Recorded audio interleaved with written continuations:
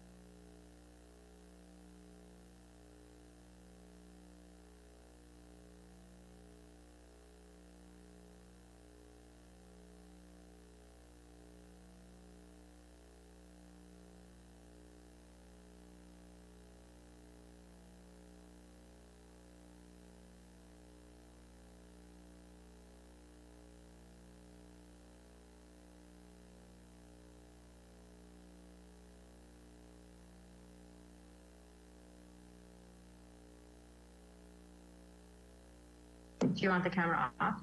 Take the camera off. Let's see. Okay. Now they can hear you. Kevin, you there? Nobody's there yet. Okay, so we'll leave it here for now. I'll leave the, Is that you running for mayor? Or Sorry? Is that Legislator, right? my legislators. They're having a meeting today. I'm not going because of you guys. Thank you. So we have loan docs? Are you muted? I don't know if you're muted.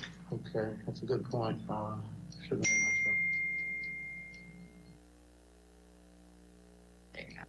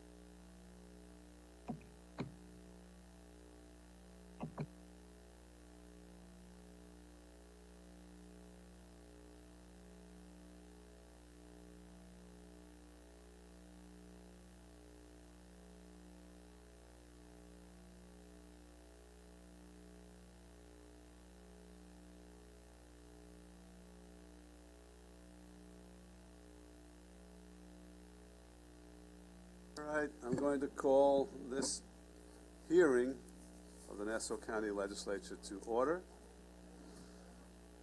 and ask Legislator Rose Walker to lead us in the pledge.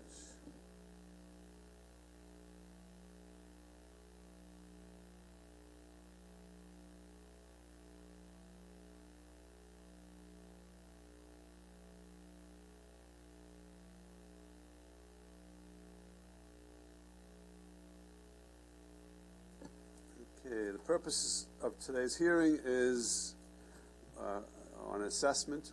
There were during the budget hearings, there was questions being asked of Mr. Miles regarding certain errors that needed some further elaboration, including Mr. Miles going back to the office and gathering information. So I don't have a prepared statement. I know that we have Ms. Laidman and Mr. Miles here. I don't know if you want to come up and if you have anything you want to present to start off with, or we can just jump into questions, whatever's your preference.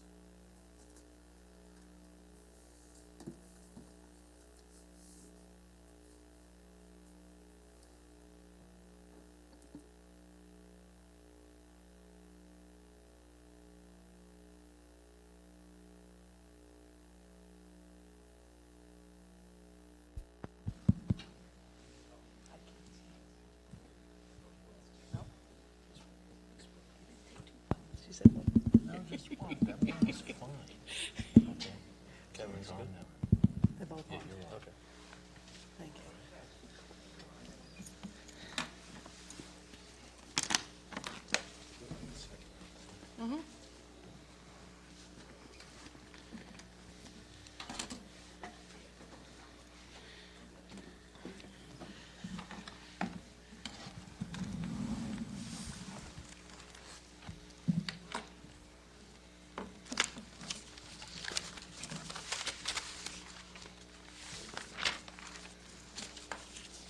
Actually, before you start, we do have public comments, so I would be remiss if I didn't call the public comment first. There's one slip from Mr. Margulis. You want to speak?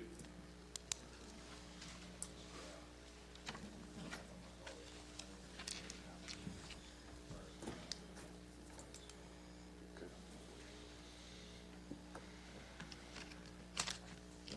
Good afternoon, everyone.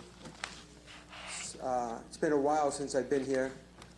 I've kind of sat back and, just tried to work to pay my taxes rather than complain about it. Unfortunately, I'm a landlord attorney, so it's kind of hard to find work these days when the government doesn't really let you practice. But that's besides the point. If I walked into an office and my clients didn't look at me, it hurts. Right? I have to look at my clients. That's, whether you're my legislature or not, every one of you should be focused on me. And I'm here today not because of anything anyone did wrong, and I've come to realize what the problem is. The problem was not the reassessment. The problem was all the politics behind it. If the reassessment was done, people had their chance to grieve, and I've said this over and over again. They had their chance to say and file different proceedings and do what they needed to do. But instead, we then had to talk about a phase-in because some people couldn't pay, and now we're talking about a new homeowner exemption that some people with new homes like myself don't get, and your next-door neighbor who's built 6 months after you gets, and equates to the difference of about $200,000 over 8 years. I mean, this is money that our children need to go to college with. This is insanity. And anybody up here that doesn't call for the immediate resignation of Legislator Arnold Drucker should be ashamed of themselves. I read the ethics board's filing what you have to file to have somebody removed as a legislator. The first thing is, the first box says, did something for themselves. Use the public, use their position to do something for themselves. This person lives at Country Point.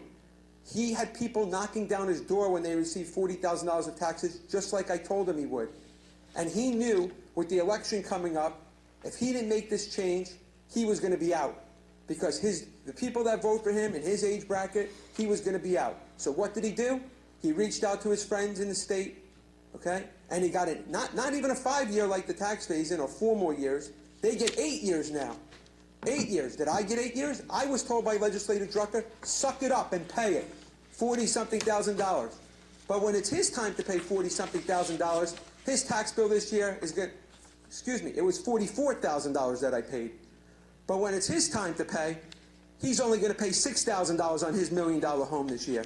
And then next year he'll pay $8,000, $9,000, while all of us working, hard-working people with families have to pay $30,000, $33,000, $34,000. And this hurts all your jurisdictions. Yes, new homes will be built, right? $1.2 million. And someone living next door who lives in a $600,000 house will be paying triple the amount of taxes than the person who lives in a $1.2 million house. This is absurd. This was done for self-gain. And not only was it done for self-gain, right? It was done, well, 2 reasons for self-gain were so he didn't have to pay as much in taxes because Mr. Drucker doesn't like to pay taxes. And number 2, it was done for the purpose so he would be reelected. But the third reason it was done, there's a third reason. Because he's friends with the Beechwood Association. Him and Laura Curran taking pictures outside, donating the stuff to Charles Wang, and those units weren't selling. So I'm sure, you know, although I can't prove it, I'm sure there was a suitcase or something that changed hands because that's how it works, right? It's okay. Enough is enough. I can't even tell you what I had to do to come up with my taxes, how hard I had to work. And this man is just going to drive around in a Mercedes in my neighborhood, go on vacation, live in $1 million home, buy an apartment in New York City, be on the condo board. Can you even be on the condo board and live somewhere else and be a legislator in a district? There should be an immediate investigation into this, an immediate investigation. And I'm just going to close with the fact, how many people in Country Point even reside in New York as their residents? I would bet almost half of those people are Florida residents. Now I'm subsidizing people that live in Florida. I'm subsidizing the people that were going up in taxes under the reassessment. I'm subsidizing the new construction, and I'm subsidizing non-residents of Nassau County. Who else should I pay it for? I might as well just pay everyone's taxes. But give me all your bills. I'll take care of it. Thank you. Kevin McKenna.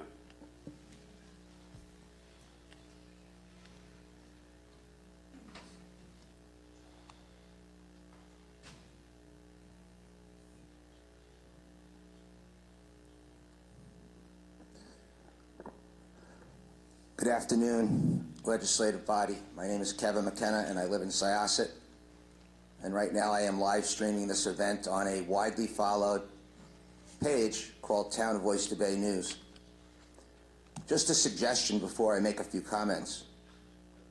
You're having a hearing today on a very, very important topic, the assessment. Look how many people are behind me in the room.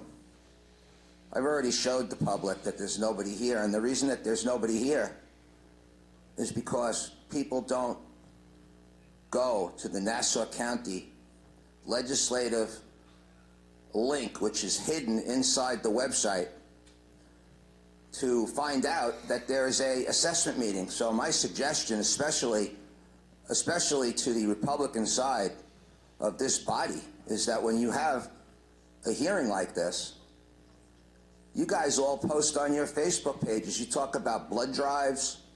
You talk about all different kinds of things. Why wouldn't you, as legislators, why wouldn't you tell your constituents about this important hearing today? It's bizarre to me. It's bizarre that there's only, I don't even know how many people behind me, a few. As far as the assessment, you know, I've heard lately, you know, I watched the debate between County Executive Curran and Bruce Blakeman, and I watched Bruce Blakeman ask direct, pointed questions to the county executive about the assessment, and I watched Laura Curran completely avoid the question, change the topic. He points out to her that there are mansions or houses in Nassau County that are paying no taxes. He asks her directly, how can she deny that? And she changes the subject. I was going to vote for Laura Curran up until about 2 weeks ago, and I have changed my mind, and now Town of Oyster Bay News, I have 15,000 followers right now that have the ability to watch this hearing, and I am now endorsing Bruce Blakeman as the county executive. And as far as Mr. Margolis, it is disgusting that legislator Arnold Drucker is not here at this hearing. The man is last night I live streamed the Meet the Candidates night at the Hicksville Community Center. And I listened to this man when he went up there and made his opening statement. The man is a consistent liar. The man last night on tape, on video, you could watch it. It's pinned on my page. I isolated his statements. The man said that he is accessible, available, and that he cares about his constituents. That can be nothing further from the truth. I have been trying to reach this man for the last few months over an environmental matter that got me on my mission 6 years ago, and Legislator Drucker completely abandoned the Syosset and Jericho residents over the environmental issues on the Amazon site and the property next door, which is the Town of Oyster Bay's property, which is a whole nother story. Legislator Drucker is the most inaccessible legislator that sits up there out of the 19 legislators. And I will add that the most responsible and responsive legislator to me has been Legislator Rose Walker. I ask a lot of questions. And when Rose Walker last night told the people that her door is open and that she answers questions, she told the truth. Legislator Drucker is a liar, L-I-A-R. He is a self-serving individual, and he does not care about his constituents within his gerrymandered district.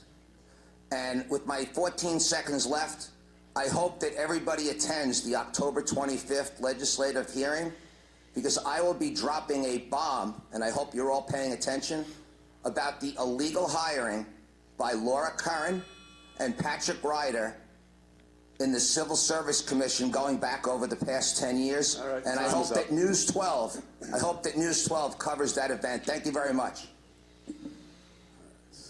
Ms. Laidman, what capacity are you here today? I'm here as the acting assessor. So you've officially been appointed as acting assessor? Acting assessor. There are certain qualifications for assessor. Do you have those qualifications? Yes, I do. Now I know there's certifications that you have to have. Do you have the certifications? The certifications are required within 3 years after appointment as an assessor. Okay. What I've certification- achieved about 3/4 of them already, though. What certifications do you not have? Pursuant to the Office of Real Property Tax Services, an assessor within 3 years is required to take certain classes. I've completed 3/4 of them, and by the end of November, we'll have completed all of them. Do you have an IAO designation? No, and that's not required. There's no designation by the New York State. Well, let me ask you this. Have you taken any exams to obtain an IAO designation? The IAO designation is taken mostly, the IAO exam is taken by assessors. I am not yet an assessor. Most people who sit for the IAO exam, which is just merely a designation, the exam is taken after you are an assessor. Have you taken the exam? Yes, I did. I sat out of curiosity in July. Well, out of curiosity, what other results did you? No, I pass? didn't. You didn't pass the exam? The test is based 90% on requirements in assessing outside of the Nassau County jurisdiction, the dates and all that are, that's why I was curious, because it's all about assessment in the towns outside of Nassau County, upstate New York. Everybody that was sitting was from upstate New York at the time, as they were, and they were all assessors. So you took and did not pass the exam? I took it out of curiosity. I was at the New York State Assessors Association program over the summer. I made a very good contacts for Nassau County with all the New York State, many of the New York State assessors. And so since I was there and I was taking a class and I scored 91 on the test of the class I was taking, so I said, you know what, I was just curious to see what the test was about, because I heard it has nothing to do with Nassau County. So that's why I sat out of curiosity. But I think at some point I will sit, now that I'm the acting assessor, I think I'd like to sit for the So you test. sat out of curiosity, but did you pass the exam or not? I answered you already. You did not pass the exam. No, I didn't. Okay. Now, the charter does require certain designations by the assessor to have, correct? No. It does not.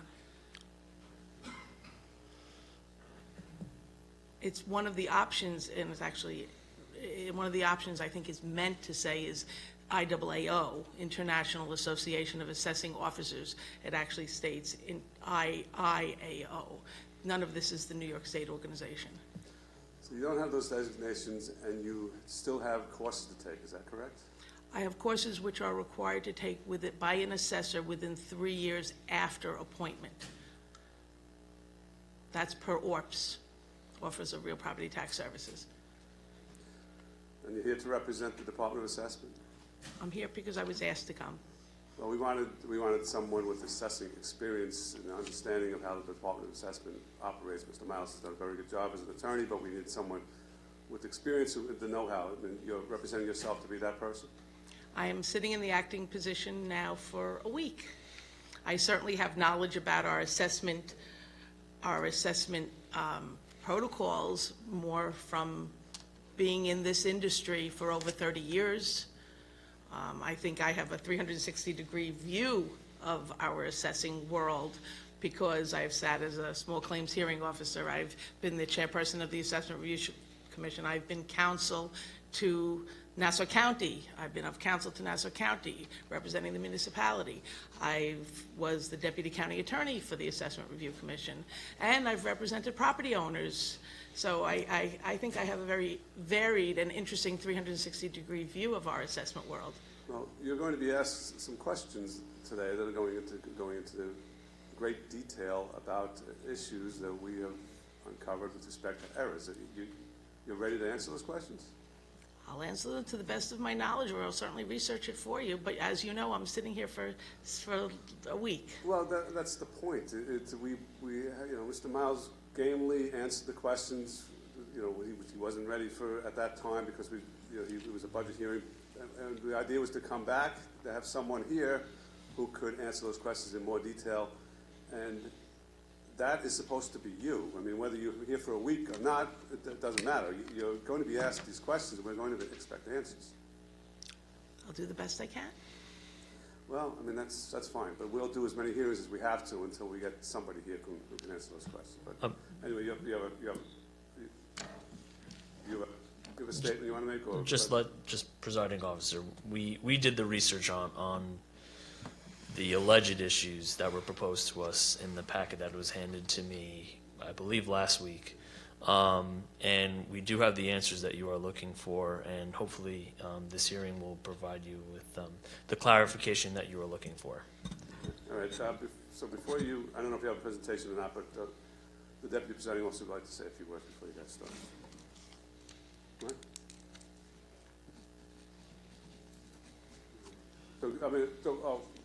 I was mistaken. If you have something you want to start the hearing with, go ahead and feel free. Just a brief statement about what we've seen. So thank you for having us. Both of us are extremely happy to be here again. It is important to understand and recognize key dates in the assessment calendar when reviewing the TPP calculation. And I think it will enlighten this body once we go through it. According to the Nassau County Charter, the Administrative Code, and the New York State Real Property Tax Laws, the Nassau County Department of Assessment must publish a tentative assessment roll on the first business day of January. On January 2nd, 2019, the Department of Assessment published the 2020-2021 tentative assessment roll in accordance with real property tax law sections 485U and 1805, also known as the TPP exemption and the 6 and 20 rule, respectively. At the time of publication for the 21-22 tentative roll, certain properties were subject to the 6 and 20 restrictions of the Real Property Tax Law Section 1805 as a result of the finalization of the 2018-2019 assessment roll. Finally, in April of 2020, the 2020-2021 roll was finalized. Real Property Tax Law Section 45U clearly states that the taxpayer protection exemption is a 5-year phase-in based upon the difference between the 2020-21, and this is important, tentative assessment roll published as of January of 2019 and the final 2019-2020 assessment roll. The 2021 tentative assessment roll, prior to adjustments being made through administrative grievance process and SCAR hearings, and prior to the implementation of the 6 and 20 rule, after those events occur. And that is key when you're looking at the calendar events in the assessment calendar. And therefore, the TPP exemption was applied correctly when taking this view of the assessment calendar. And that's the statement. Thank you. Let's jump into questions then. Okay, thank you. Presiding officer, let's if ready, and let's Yeah, I'll be very brief. Good afternoon. My first question is, how many complaints, or I should say, how many protests have we seen so far in the current period? Are you talking about for the Assessment Review Commission? I'm not sure for 22-23. Are we referring to? Maybe I can get some clarification on what you're asking. Okay. In other words, I'm talking about the initial protests. Initial protests on the current period versus previously, let's say 2 years ago or 3 years ago. Can you specify the tax roll, legislator? Which tax roll we're talking about? I'm sorry. The residential. Which tax year, if you don't mind? Fine. The current tax year is 2020 to 21, 22. That's the tax roll. That's the issue we're talking about here, legislators. We work in 3 calendars, almost at the same time. That's fine. I Okay. understand. Okay. I understand. So my question is the numbers of protests versus the protests laid before the reassessment. I believe the legislator is saying the 2019-20. So if you're, I don't have those exact numbers on me, but I know we're already finished, the Assessment Review Commission already completed 21-22. Right. 2 years ago. And how many complaints did they handle versus, let's say, 18-19 or 2021? You know, it may be we actually had a decrease in some applications. So I would say it was probably around residential, must have been around 240,000. I can get you the exact numbers. And I would say within the past couple of years, maybe there was a difference of maybe 10,000. So you'd say it's quite typical? Over the past number of years, yes. Okay. And just 1 or 2 more things. You say you were at a recent meeting with assessors? Actually, twice now. I was just at the New York State Assessors Association So in New York State, all those assessors, how many of them were on the county level? Only one, Tompkins County and us. Tompkins County? Tompkins County is where Ithaca is, I have learned. Everywhere else assesses on a town level. Okay. And what would be the percentage of, well, not percentage, forgive me. What would be an acceptable error rate or an acceptable protest rate in New York State overall? What percentage of people would you typically expect to to be dissatisfied with the assessment when it initially comes out? It's really hard to say that. You'd have to almost talk on a percentage basis because nowhere Yes, else on a has percentage 400. basis, I understand that there are acceptable numbers or expected numbers, let's just say it that way, because I understand nothing is ever going to be perfect. No, what I was saying was nowhere else has 450,000 properties on their tax roll. When I meet with these assessors, some of them have 5,000 properties on their tax roll, and that's deemed large. Correct, but once again, I get that, and that's where I'm going with this. What percentage would be an acceptable rate of dissatisfaction? I don't think I could answer that question. I wouldn't have that information. I don't know that anybody has done a study on what. I believe there are studies like that, and I believe there are numbers like that, and I'd appreciate if you can find it out.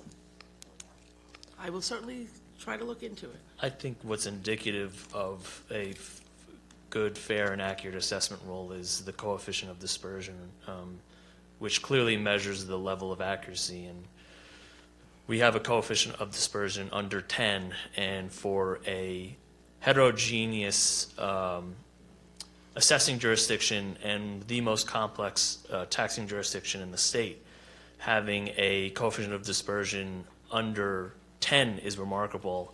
Under 15 would have been good, but under 10 is remarkable. And that is because of the complexity and that's correct. Okay. It's actually, So where I'm going with this is that would you say that it would have been possibly a better idea if we were able to, and I know that this is not up to us, but if the entire job of assessment were done on a different level? I haven't reviewed that. I work for the county level. Given what you see and given what both of you have said, most of these things are much smaller, therefore probably the level of dissatisfaction is probably lower and the level of accuracy is probably higher because people are closer. Not necessarily true. Not necessarily at all. Many of the states, many of the municipalities in the state have not performed a reassessment, sometimes in the case of 50 years. And their assessment rolls are incredibly inaccurate, despite their size, a few thousand parcels per se. So it's a great sign to see that the second largest assessing jurisdiction and the most complex assessing jurisdiction has a accuracy level that's better than the smallest jurisdictions in the state. So I don't know if that we can agree, I think, to disagree as to the general level of accuracy over here. I'm just saying. I'm not going to The statistics speak for themselves. To go further into that, but I think that the level of complaints that we see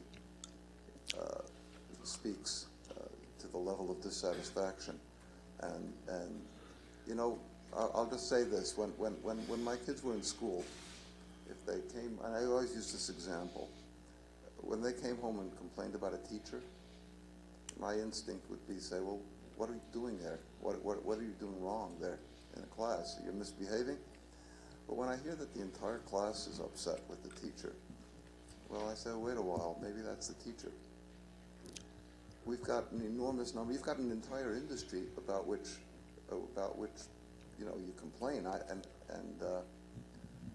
which the administration complains, successive administrations complain that they're going ahead and they're filing all these things and costing county money and so forth, but they're just a symptom of the issue. They're not the issue. Well, I think the level of dissatisfaction is the issue. Well, I think the response to that statement would be that this is a very litigious county.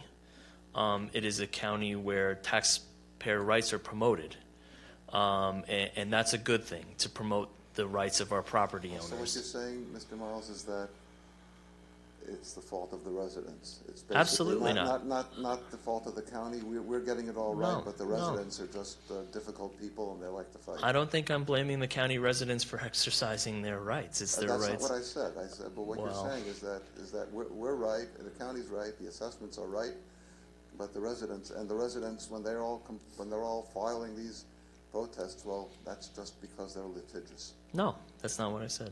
I think that is what you No, said. I said that it's a county that promotes taxpayers' rights, and they have the right to file their grievances. Every county allows that. Anyway, Okay, that's thank true. you. I'm done. I think Legislator Ferretti and then Legislator Rhodes. Thank you, Presiding Officer. Good afternoon, Mr. Miles and Ms. Lieberman. Good afternoon, legislator. How you doing? I'm all right, thank you. So, Ms. Lieberman, you said that you became the acting assessor a week ago? Yes, It was exactly a week ago? on, my first day was the 12th. All right, exactly a week ago. Happy anniversary. I made it a week. What was your position prior to that? The chairperson of the Assessment Review Commission. And were you the chairperson up until October 11th? Yes, Now, you're an attorney as well, correct? correct. And you feel you have the qualifications to be the acting assessor? I know I have the qualifications, yes. What do you see the job description as to be the acting assessor? Well, I think any assessor's priority is to have a fair and accurate role. And you feel you have the expertise to do that? Yes, Now, you said a couple times when the presiding officer was asking you some questions earlier that you were not an assessor. Is that I am. correct? I'm an acting assessor. Right, but you said a few times, I'm not an assessor. I don't think I ever said I'm not an assessor. Well, we're both attorneys. If we were at a deposition, I would ask the court reporter to read back what you said, but I could promise you, you did say that a couple times. I think the reference was a time period that I was at the New York State Assessors Association in July. I said that I was not an acting assessor at the time. Okay. So you weren't an assessor then, but you're an assessor now? I'm an acting assessor. Okay. Now, let me ask you, I think you would agree that as we sit here today, there are many properties that are similarly situated that are paying drastically different amounts in property taxes. You heard from Mr. Margolis, we hear from residents every day on both sides of the aisle. You agree with that, right? I think that there are some issues with taxes which result from assessments. Big disparities in properties that are pretty similar, paying different amounts in property taxes, right? Well, the Department of Assessment doesn't calculate taxes. We calculate assessments. I understand. So I can tell you that there might be some assessments that vary. I can't tell you that anything about the taxes because that's not what we do. Okay. So you haven't heard from residents in your week as the acting assessor that they're paying drastically different amounts in property taxes as a result of the assessments? You haven't heard that? Other than from Mr. Margolis today, I have not spoken to any residents. How about you, Mr. Miles? Have you ever heard that claim that people are paying Well, that's not what you asked drastically me. different You amount of asked me if I property heard taxes as a claim. result of their assessments? Is that new to you as well? No, I I didn't say it was new. I said, you asked me in the past week, have I heard from any residents? I haven't heard from any residents in the past week. I think there's just been questions as how to review the taxes, what the school taxes were, and I mean 90% of the questions that the Department of Assessment receives are based upon exemptions, which are based individually on the property situation. You know, some properties will have the full senior citizens exemption. Some properties will have both the veterans and the seniors and clergy. So each property is very unique to the next one. So, I mean, 90% of what I've seen so far, legislator, honestly, is exemption questions. Well, let me ask you this. Would you agree that the reassessment was undertaken by this administration because there were wild discrepancies in what people were paying in property taxes for similarly situated properties? I don't want to speak for the administration or what was said prior to the administration coming into their current role, but what I did see when I was there prior to the administration coming in was the assessment role, the market values did not match the real fair market values in the county, and I mean, from my standpoint, that's the reason why you'd produce an assessment roll and a reassessment, because you need to try to get as close to the fair market value as you can. And do you agree with that, Ms. Laverman, that the assessments were, as Mr. Miles said, drastically inaccurate. Yes, as a result of the frozen roll, yes. And was it just the frozen roll, or was it also a result of mass settlement? I think it was a combination. Okay. And as the commissioner of ARC, did you not oversee those settlement offers that went out for all those years? For the time that I was there. Well, For all how those long were you years, there? What year? From when to when? I was a chairperson starting in January of 2015. And your last day was a week ago? Correct. All right. So for those 6 years, the system essentially was being broken by mass settlement and a frozen roll, correct? No, we haven't done mass settlement in many, since the roll was unfrozen. Well, tell us why. What is mass settlement? Well, I should ask you, you're asking me a question about it, so I'm maybe not the assessor, you are, right? Assessor doesn't do mass settlements. Okay. So my But understanding is when you change the level of assessment for those that grieve, they get essentially an automatic reduction. So when you use a different ratio and apply the assessed value, you get a lower amount just by grieving. And that's mass settlement. Is that how you understand it? Yes and no. Unfortunately,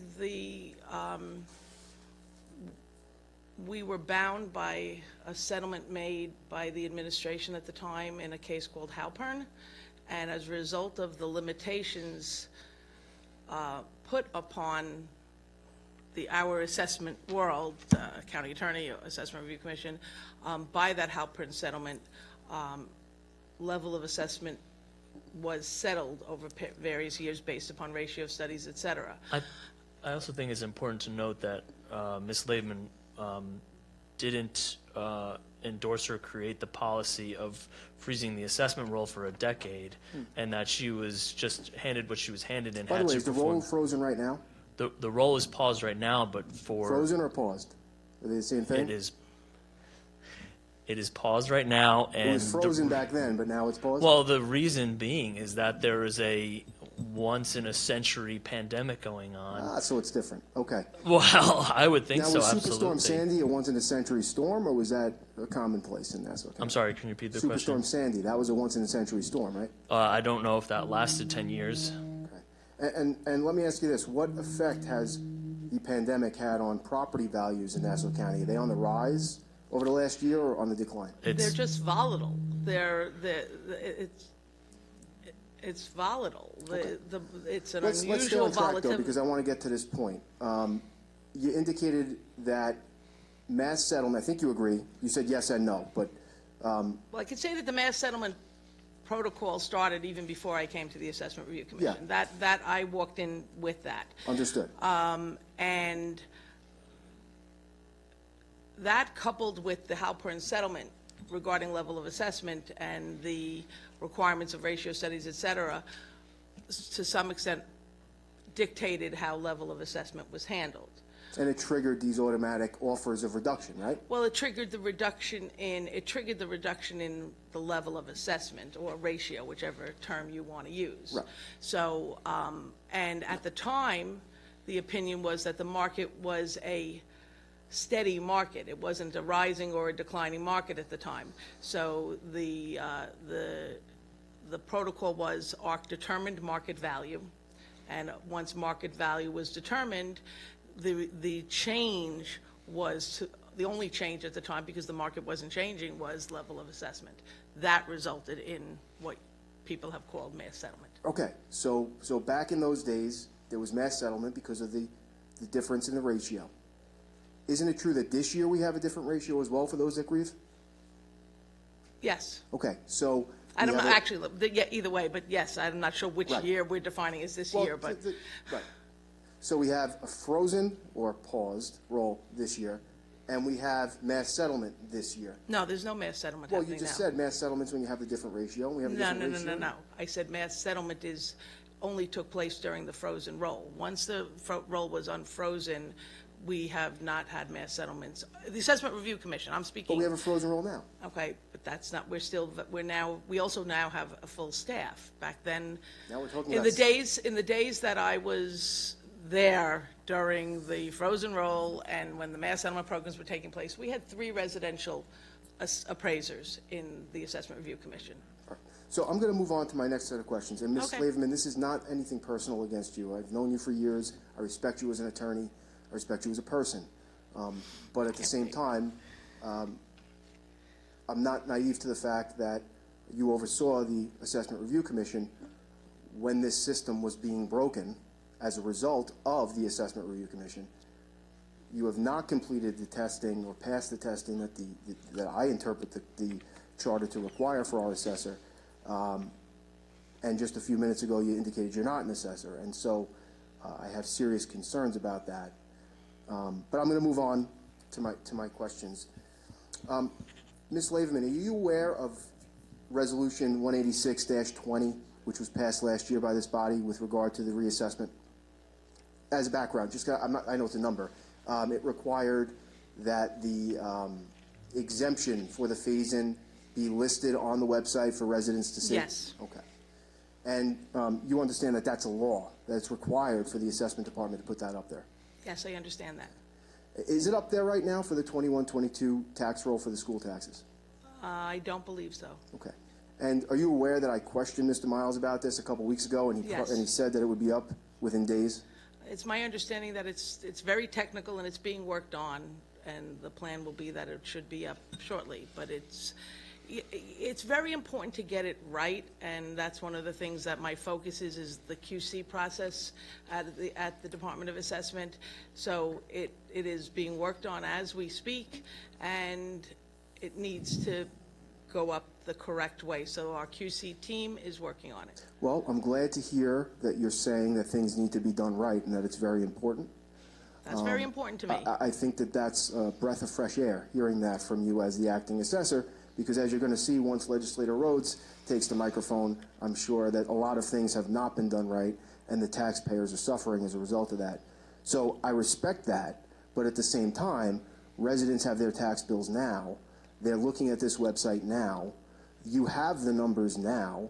There's really no legitimate excuse in my mind as to why the law is not being followed, and these numbers are put up there. Now you have the tax bills that go out that, they show the taxable value and a lot more information that our own county assessor website shows. I'm sorry, Legislator, I thought what was on the agenda was discussing the taxpayer exemption and how the exemption was applied correctly. Well, at the last hearing, I asked a lot of questions that you couldn't answer, and you said you needed more time. I'm following up on those today. I don't know about a lot of questions. I think the main question was a packet of printouts that I had to decipher and figure out how to respond to the questions at the last hearing. But my understanding was for this hearing, we'd try to get back on the page and try to tell you how we did everything correctly. Well, with all due respect, I understand that because you might not have the answers to my questions, you don't want to answer them. No, I think we've been providing answers to the questions here okay, today. why isn't it up there? Why isn't the information up there as a law I requires? think the acting assessor just said that she wanted to make sure after quality review that everything was right and that she'd put it up. Why did you indicate at the last hearing they'd be up by the end of the week? It was my understanding at that point, but Ms. Slavin wants to Why perform is the additional savings due to reviews. exemption for the general taxes for last year not posted on the website? Can you repeat that? Why is the savings due to exemption for the general taxes not on the website? I don't know if I'm right now. These questions are posed in litigation between yourself and Legislator Rhodes and the county attorney's office, and I respectfully decline to answer these questions while this is in the middle of litigation. Please refer your questions to the county attorney's office. Okay. Well, I think it's unfortunate it had to come to that, right? Well, But okay, I'll move on. I want to make sure I understand the frozen roll or the paused roll. It's the tentative assessment that was frozen. Is that correct? Correct. for 22-23 was paused, correct? So it's not the final assessment from 21-22 that's frozen. It's the tentative assessment. Is that right? The tentative from 21-22, tentative to tentative 22-23. So if a resident grieved for the 21-22 roll, just for argument's sake, let's say they were assessed at $500,000, right? and they grieved and they were successful and they were reduced to 450. For 22-23, their frozen amount would be back up to 500. Is that correct? Yes, because the tentative 22-23 came out before the final 21-22. That's right. I'm just I'm trying to sorry, understand. wait, That's what it would be, right? I'm sorry, I heard counsel say something. in the No, I'm background. asking, I want to make sure I understand. The that that's what it is. 21-22 tentative was the same roll that was utilized for tentative 22-23. At the time the 22-23 tentative was published, the 21-22 final hadn't come out yet. Right, and the assessor is not permitted to change the assessment roll due to a change in reduction from the previous roll if that roll is already published. Okay, but I want to just,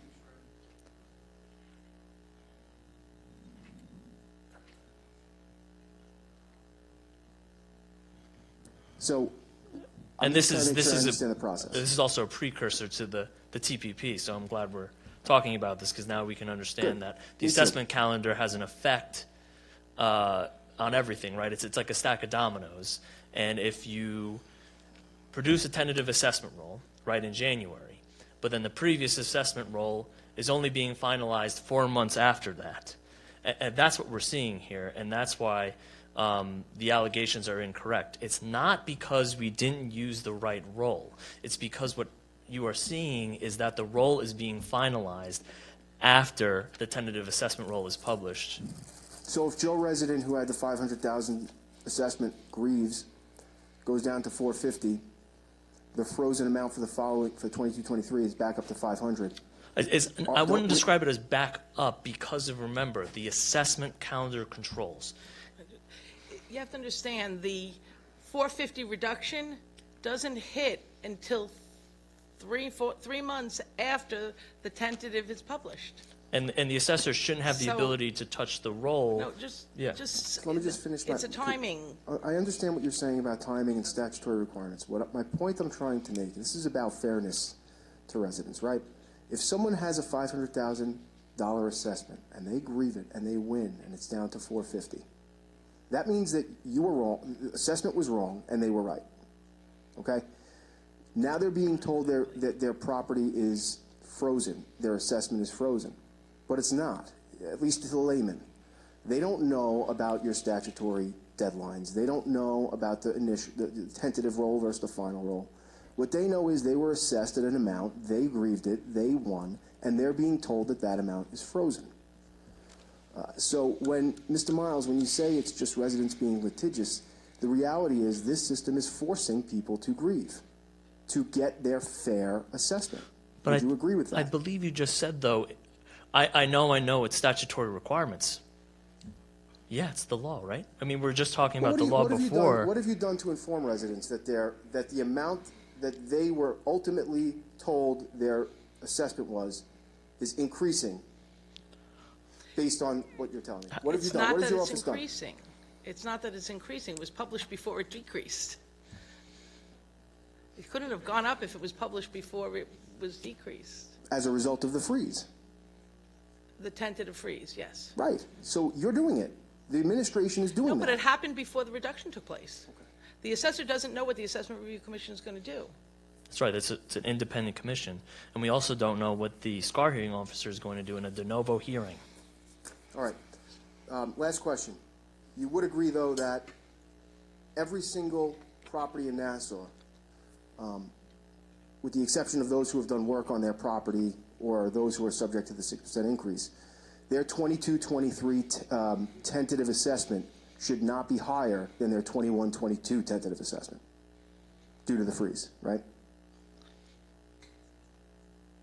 21-22 tentative and the 22-23 should be the same absent physical changes and various things or operation of law.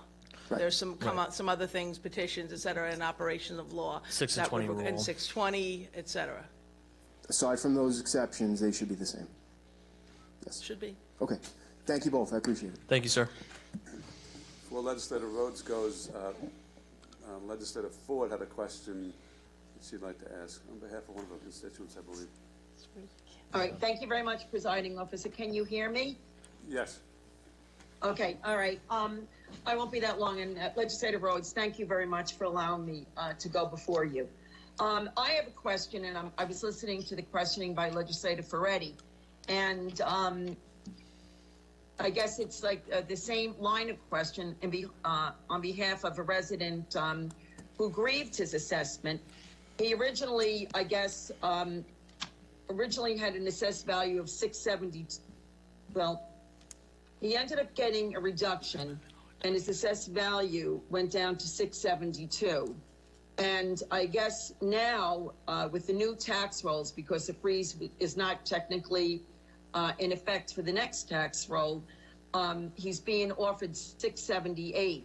And they told him that he should be happy that it's 678 because originally it should have been 712, and they're automatically giving him a decrease. I guess for me, and I'm asking for him, how is it, what do you base the assessments on? What is the actual data that you use in order for a resident to be able to determine whether or not the assessed value you assign to their home is absolutely accurate? If you want. Yep.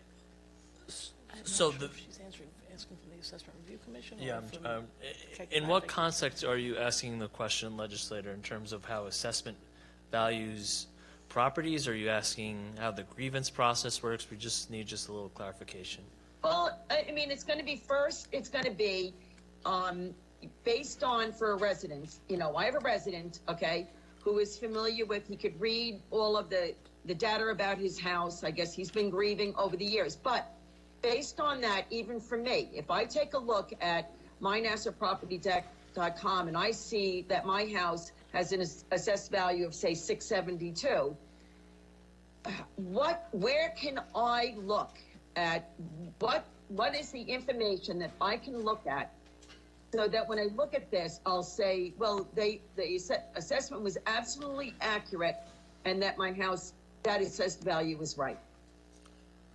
Well, the appropriate thing is to look at the market values in your area. Everything is based upon market value.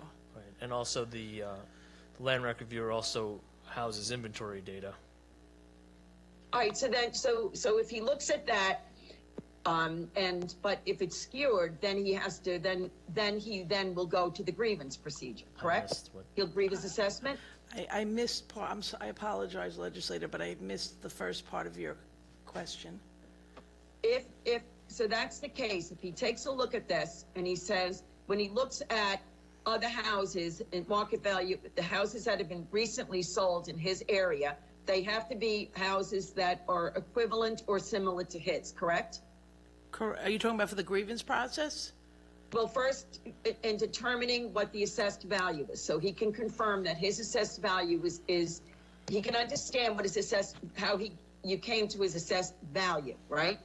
So you're saying that it's based on market values of the homes that are in the area where he lives, correct? Correct. Right. Right, Also, part of the formula of an assessment is what kind of exemptions the individual has. So that will affect your assessment. But your market value is based on the value of properties in your neighborhood comparable to your property's characteristics. Correct. So that if he lives by, if he did not live by, like, say, Lidl Boulevard, but somebody who had a similar house to his did, that person probably would get a lower assessed value because that person lives by a busy On a street, busy street, correct? correct. Okay. So then, and then also with certain exemptions, if somebody is a military veteran, That's right. they would pay less taxes, correct? Based Correct. on the exemptions? That's exactly Okay. right. So that's what he would look at. So then he goes to the grievance procedure, correct?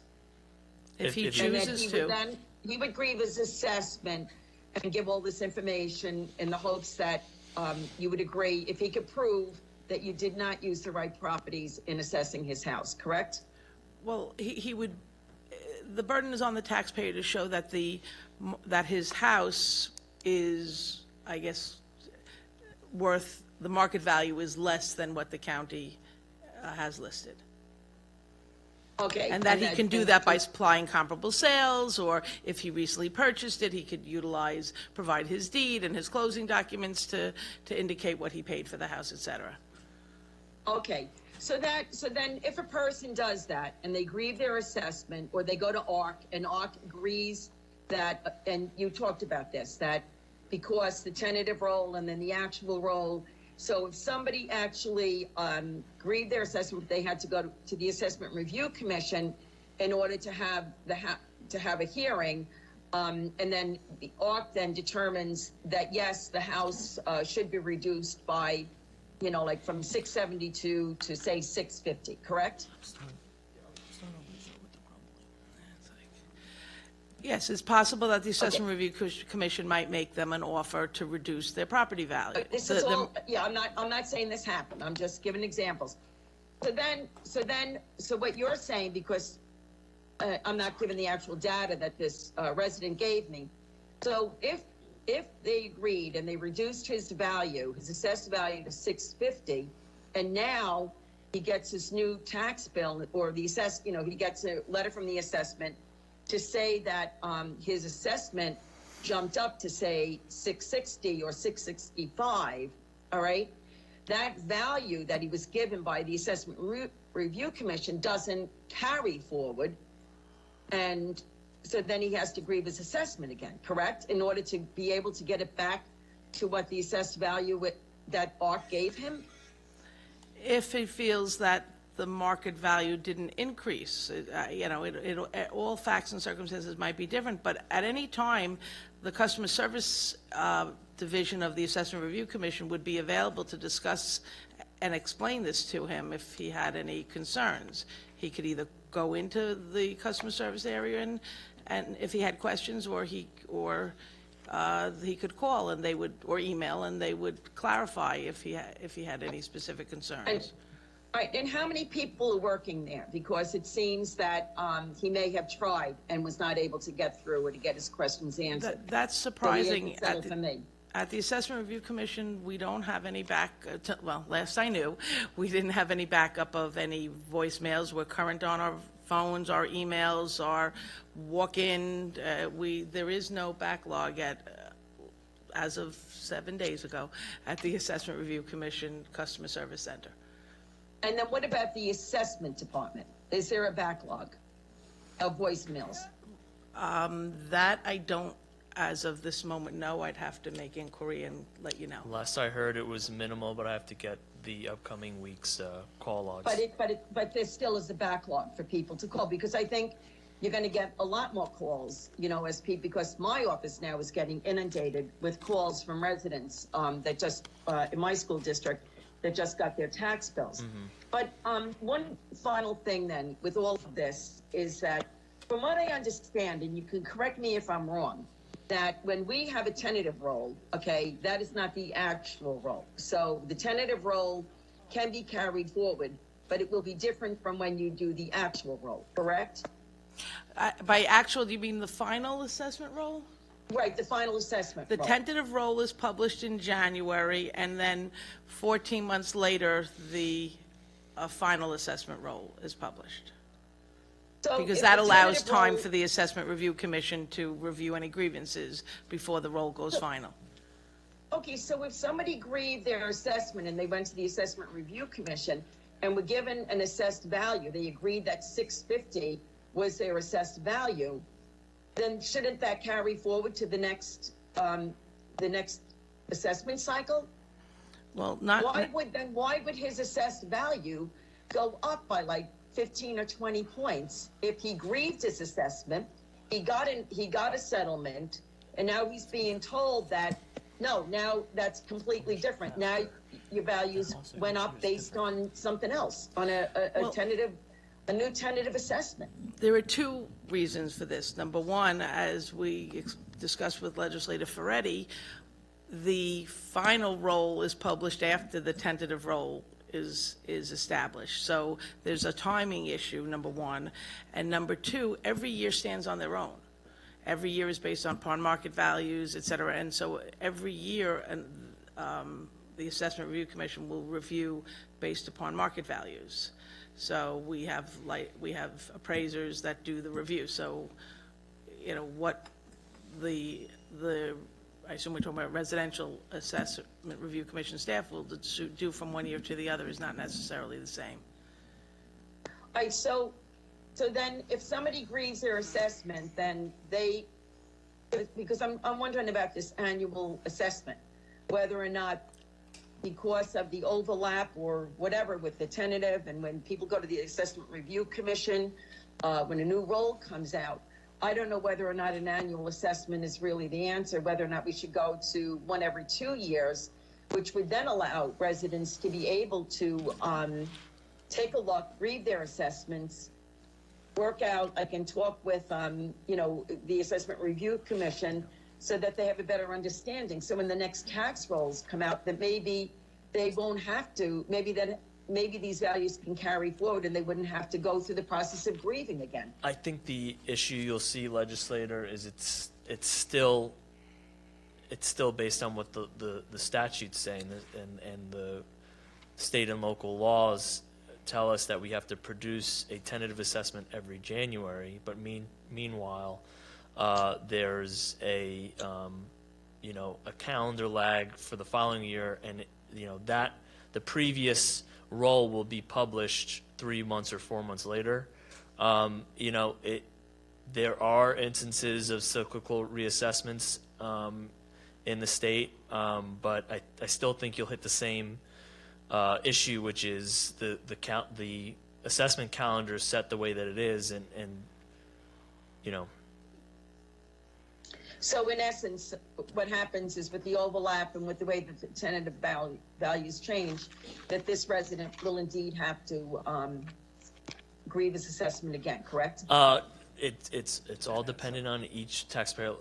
Like I said previously, and I've said it probably in the past, it's each person has to determine what they want to do with their bundle of tax rights, and you know, their position in the county and their market value. All right. Thank you very much. Thank you. Presiding Thank you, officer. legislator.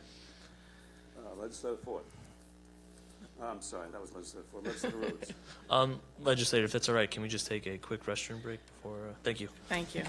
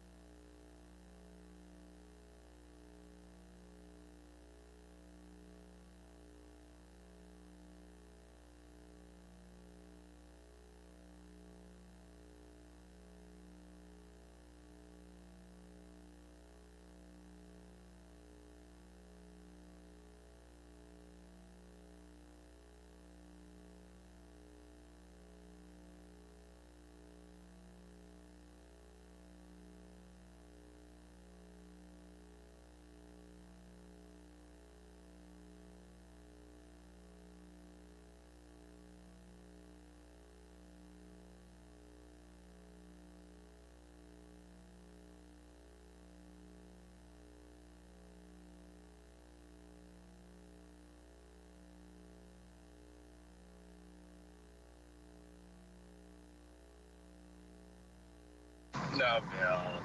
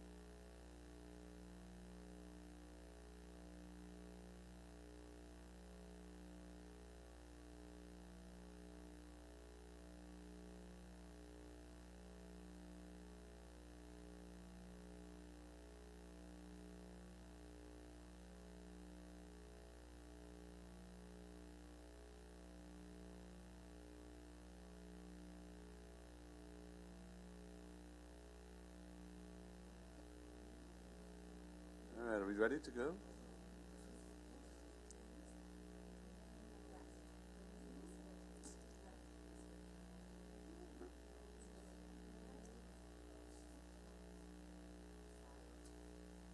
Legislator Rhodes.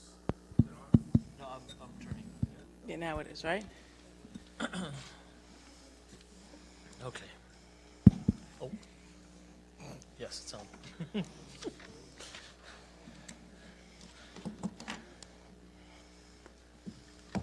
Okay.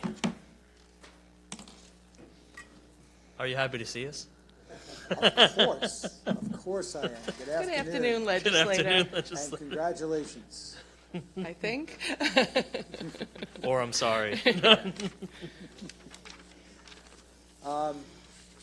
So accuracy and transparency, right? Our goals. Absolutely. Accuracy and transparency. I agree with you 100%. So, just to follow up on I guess one more question, so I make sure I understand what I think the Department of Assessment's answer was. With respect to the frozen roll, or paused, or whatever pause seems to be the fashionable term now, but frozen roll. So the administration made the policy decision to freeze the roll so that homeowners who successfully grieve their taxes, grieve their assessment, either through ARC or through SCAR, will then have to grieve their assessment again in order to achieve the result that they already won for the 22-23 year. I don't think that was, you linked the pausing of the roll to an intent regarding grievances, and I don't think that was, I'm not speaking for the administration, but as far as I understand, the reason for pausing the roll was because of the pandemic and the resulting volatile market and untrustworthy market at the time, having nothing to do with grieving one way or another. Whether it's the intent or the consequence, from the individual taxpayer's perspective, that doesn't matter. Because essentially what we're saying to them is, you won, there's a frozen roll for 22-23, but you didn't really win. You have to grieve again in order to get to where you were after you won last year. Once again, it's as a result of the way assessment laws are written for Nassau County. Right now, we have to publish a tentative roll before the prior year's final roll is published. Understood. And so there's no way that the assessor can know of that information prior to publishing their tentative roll. And I think But also, this was legislator, just really briefly, I think it was overwhelmingly the case, and I don't want to, rehash everything last year and how horrible it was. The fact that there was such uncertainty, and we had experts review the residential and the commercial data, and our experts coming back and saying, we just don't have enough stable, certain data to give you what you're looking for. I mean, that is the overwhelming reason why. I mean, that's what we reported to the administration, is that our experts looked at this data, and I don't have to probably say it to you. You saw how uncertain the market was last year. I understand the rationale that was employed by the administration. Okay. All right. Thank you. I also understand the rationale that was employed by the previous, living south of Merrick Road during Superstorm Sandy, where our property values essentially were cut in half overnight. And that sustained until you had a period of rebuilding. My family was also. I think we understand the rationale behind that. I guess Well, I don't know about 10 years. I mean, my family suffered for a few years in Merrick, but we came out of it okay. And I think it was a bad idea to degrade the roll. Well, we also know that this reassessment process started back in 2015. This isn't something that started with the current administration. Correct? I don't know. I mean, one of my first votes was the contracts to do the reassessment. I know, and legislator, from 2015 to 2019, it's a couple of years between that point and now. In any event, Mr. Miles, the issue that I have is, again, transparency. Okay. Homeowners hear that there's a frozen roll, think that they won their grievance, and think that they're set for 22-23. The administration made the policy decision, right or wrong, and I suspect it was probably the right policy decision to freeze the roll in this particular instance, made the policy decision that they were going to freeze the roll. And as far as I can tell, there was no effort to notify homeowners of the fact that with a frozen roll, that didn't mean that what they won in 21-22 was going to stick. Once again, it's a timing, it's a, I'm talking unfortunately. about, no, I'm talking about notification. I understand the consequence, right? But where was the attempt to notify homeowners of the consequence? Because if I'm sitting there as Joe Q. Public, and I won my grievance for 21-22, and I see, okay, the roll is frozen for 22-23, I don't have to do anything. I'm good. Nothing's going to change. That's not true, right? I guess it depends on the numbers, how it plays out. Well, if the roll is But frozen, the roll is but most of the frozen, the roll is homeowners that frozen, filed right? for 21-22 did file for 22-23. That's the The roll- reality. If the roll is frozen, the roll is frozen. But it's frozen at the old value before Tentative. they won. But Was there any attempt, it's a simple question, was there any attempt on the part of the Department of Assessment to notify homeowners of that fact? But the Department of Assessment, which is separate and independent from the Assessment Review Commission, does not know what the independent commission is going to determine. And at that point, we don't know that Joe Q is going to receive a reduction from an independent commission or small claims. And furthermore, when filing agreements for 22-23, the homeowners are all notified, and you were all, we did our best during the pandemic to provided the workshops for the legislators, and the public knew that they were grieving the number that was the tentative 22-23. And so the public was noted at all those workshops that we did online, and the public was notified that that's the number you're grieving. The 22-23 tentative. Right, in the notice of tentative assessment, was there any attempt to notify homeowners of the fact that if they won their grievance in 21-22, that successful result would not be frozen? That information wouldn't be available at the time that the 22-23 notice went out. You knew the roll was frozen, right? But And you knew that there would be some people who won their grievances in 2021. But that didn't come out right? until 4 months later. That the roll was frozen? No, that they won their grievance. Okay. But we did let all the parties know, all the homeowners know via all our news, our mailings, our Facebook page, I'm talking about the Assessment Review Commission, all the workshops we did for all of your offices, that the number that you were grieving was the number on your 22-23. If you don't agree with the number on your 22-23 tentative roll notice, that's the number you're grieving.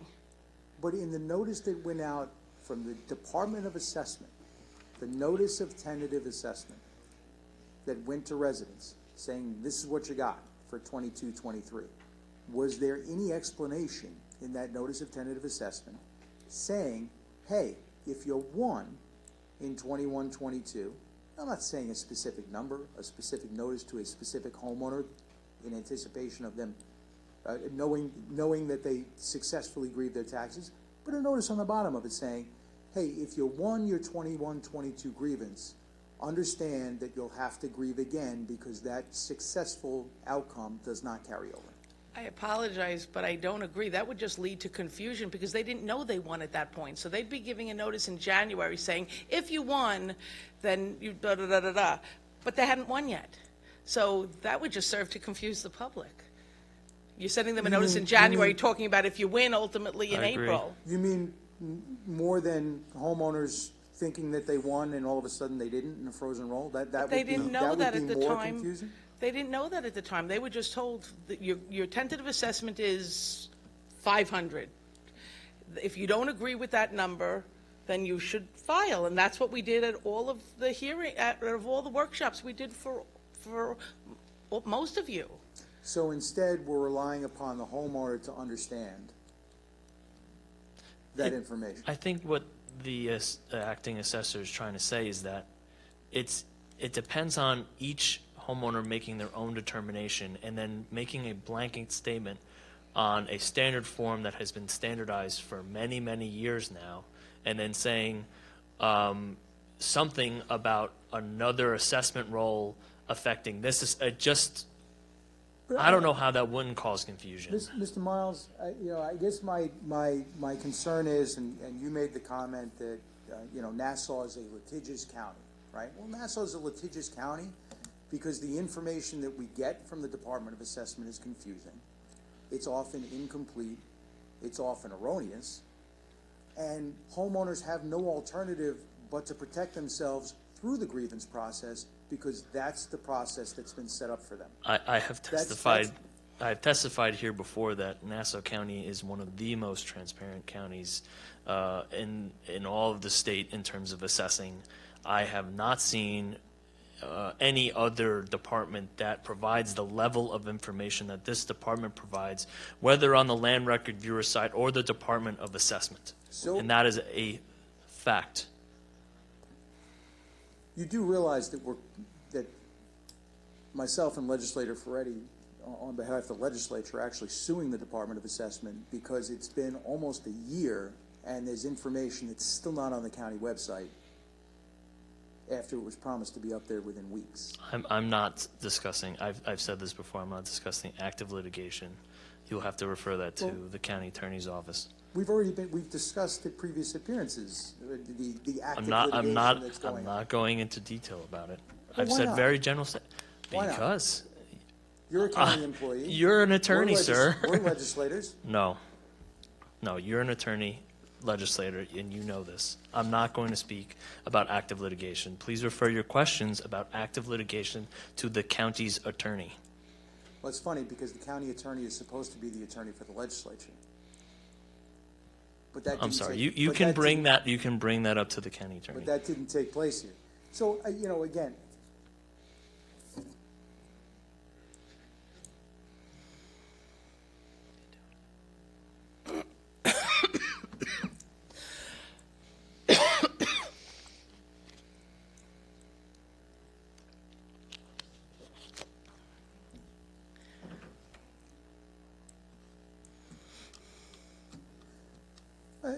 it's actually an interesting question. If homeowners do receive... Whose question?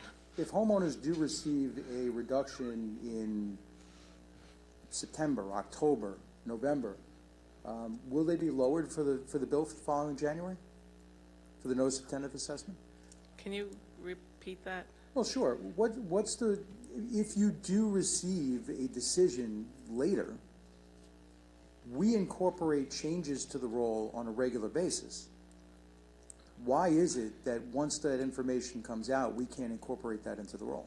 You incorporate the. I'm not, are you talking, maybe I can try to understand what you're asking. You're saying if the Assessment Review Commission sends an offer in September, why isn't that hitting the roll earlier? Is that, I'm trying to understand. If you have an accepted offer, why does a homeowner have to wait?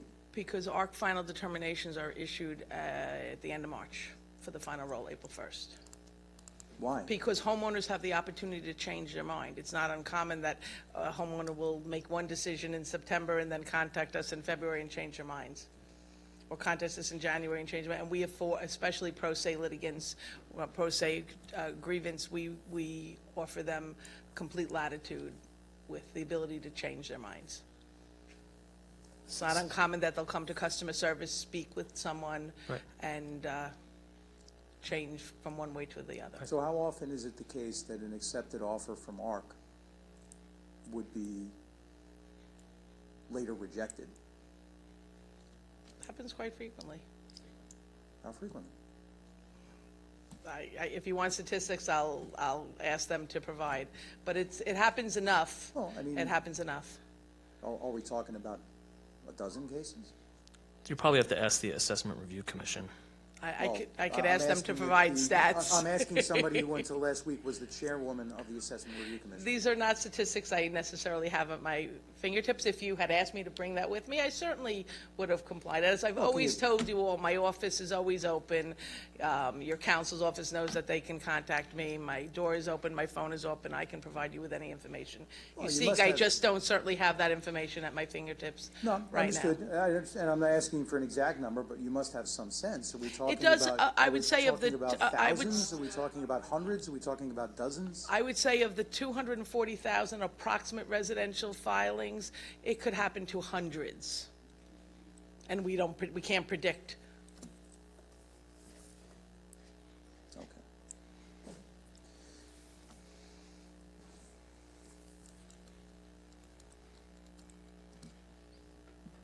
Well, Mr. Miles, can you tell us I know you won't answer questions with respect to the information that's up on the website, but do we at least know what the reason for the now 10-month delay is?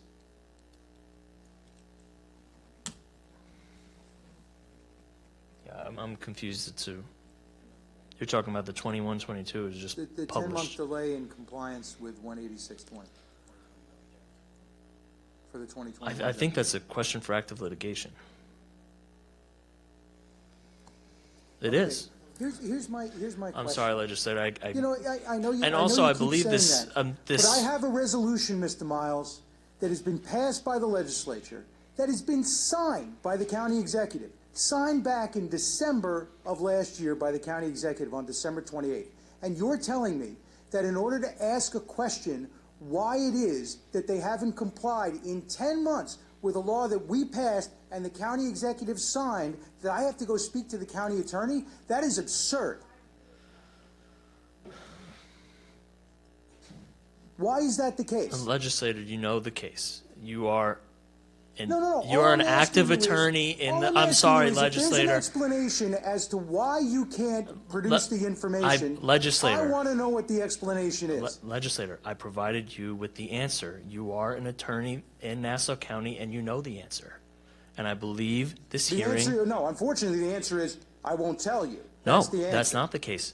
You through your counsel have the ability to talk to the county attorney. Please, let's not raise our voices here. Let's try to go to what this Again, hearing is about. Accuracy and transparency, right? Transparency, right here.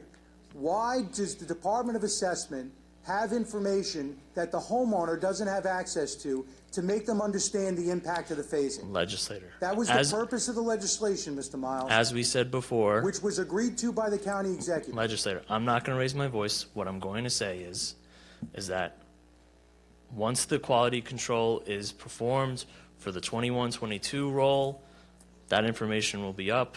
In terms of what's going on in the litigation, as you know, your counsel and the county attorney are in discussions about this.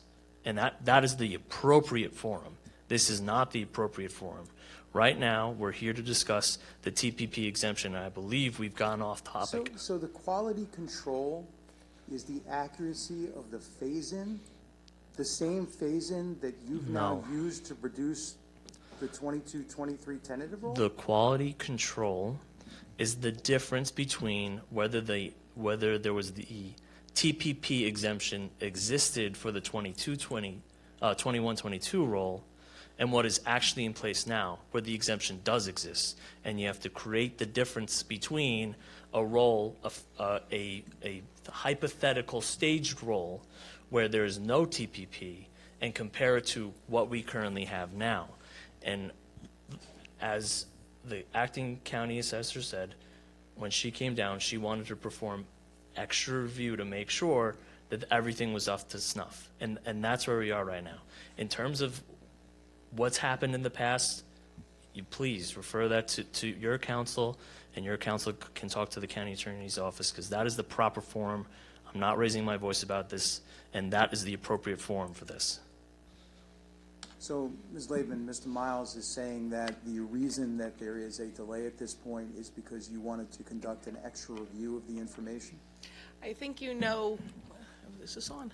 I think you know my track record at the Assessment Review Commission and my concern for having everything done properly, to have a QC. I don't think ARC has ever made errors, et cetera, and I want to have the same successes that I had at the Assessment Review Commission at the Department of Assessment. And if my name is on that website, I want our QC staff to make sure that everything is accurate. I don't want any errors that have occurred that might have occurred in the past. I want to make sure that we are doing everything that needs to be done to provide accurate information to our taxpayers. When you assumed the role of acting assessor, did you make any inquiry of your staff as to what steps had been taken in the preceding 10 months to guarantee the accuracy of the information before it goes on the site? That conversation has not yet taken place. Needless to say, there was a lot to discuss. I was aware of Mr. Miles coming before you. I wanted to make sure we had all the information before us today, calculated to make sure we could answer the questions that we thought would be taking place today about the documents provided to. So are you suggesting today that we're starting from scratch in terms of a review? No, absolutely not. We're just having QC go through the numbers. Okay. I just want to make sure it's all good. And considering the fact that we are now 10 months past this bill having been signed by the county executive and becoming law, do we have any reasonable expectation as to when we can expect the information to be placed on the website in the interest of transparency? Absolutely. I would expect that QC should be done shortly, and it is the plan to have the information available as soon as possible. Mr. Miles told us at this point, I think months ago, that it was going to be up within a week. So I'm sorry, I wasn't here at the time. I might have been watching him on my computer at the time, but I can only do. I want to. You know, through the years, I've heard all your concerns. You know, we have talked about the system through the years, whether I was attending one of your workshops before the pandemic, and we've always been open and had open communication. And I think I'm going to take a lot of your concerns back to the office that I've heard the last time you were, and I'm hoping to move forward and provide you all and the homeowners what they are entitled to. But I guess the frustration that we have is that our offices continue to receive telephone calls on a regular basis from residents who do not understand the phase-in because the information is not provided for them to be able to understand. So what I'm looking for is some sort of reasonable outside date.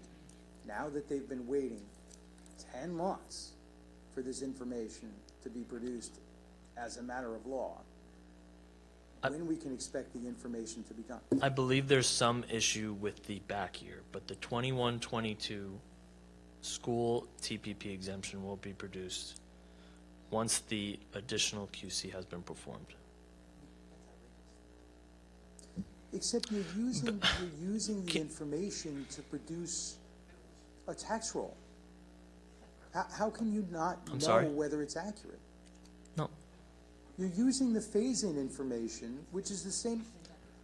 You're using the phase-in information to produce a tax roll. No. How Legislator, do you not know we have created a staged role, a role in which TPP did not exist, to develop the TPP exemption numbers. And that's what we're talking about here for the 21-22 role. It is developing for 54 school levies an entire ecosystem where there is no TPP and trying to compare it to what we have now. And I think it's fair to say that we want to do additional QC to make sure that is correct. In terms of the back year, in terms of the general role for 2021, I really, really ask, please, do not bring it back to litigation right now. I've asked very nicely, please stop bringing it up. And counsel's there, and he has the ability to talk to the county attorney. I'm asking very nicely, please stop asking that question.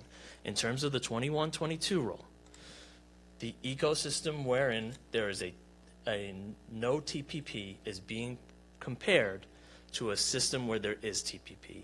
And it's a very complex system. There's 50-plus school districts with different levies, and the county assessor just want to make sure that is right. You mean sort of like when you were generating the tax impact notices?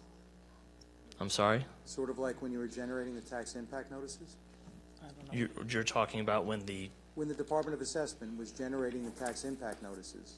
the ones that we were based sent- on the 1920 or the 1819 where budgets? we were creating a role where there was no phase-in that existed versus one where there was a phase-in. TPP was not involved in that, I believe. I believe that was just the tax impact notice.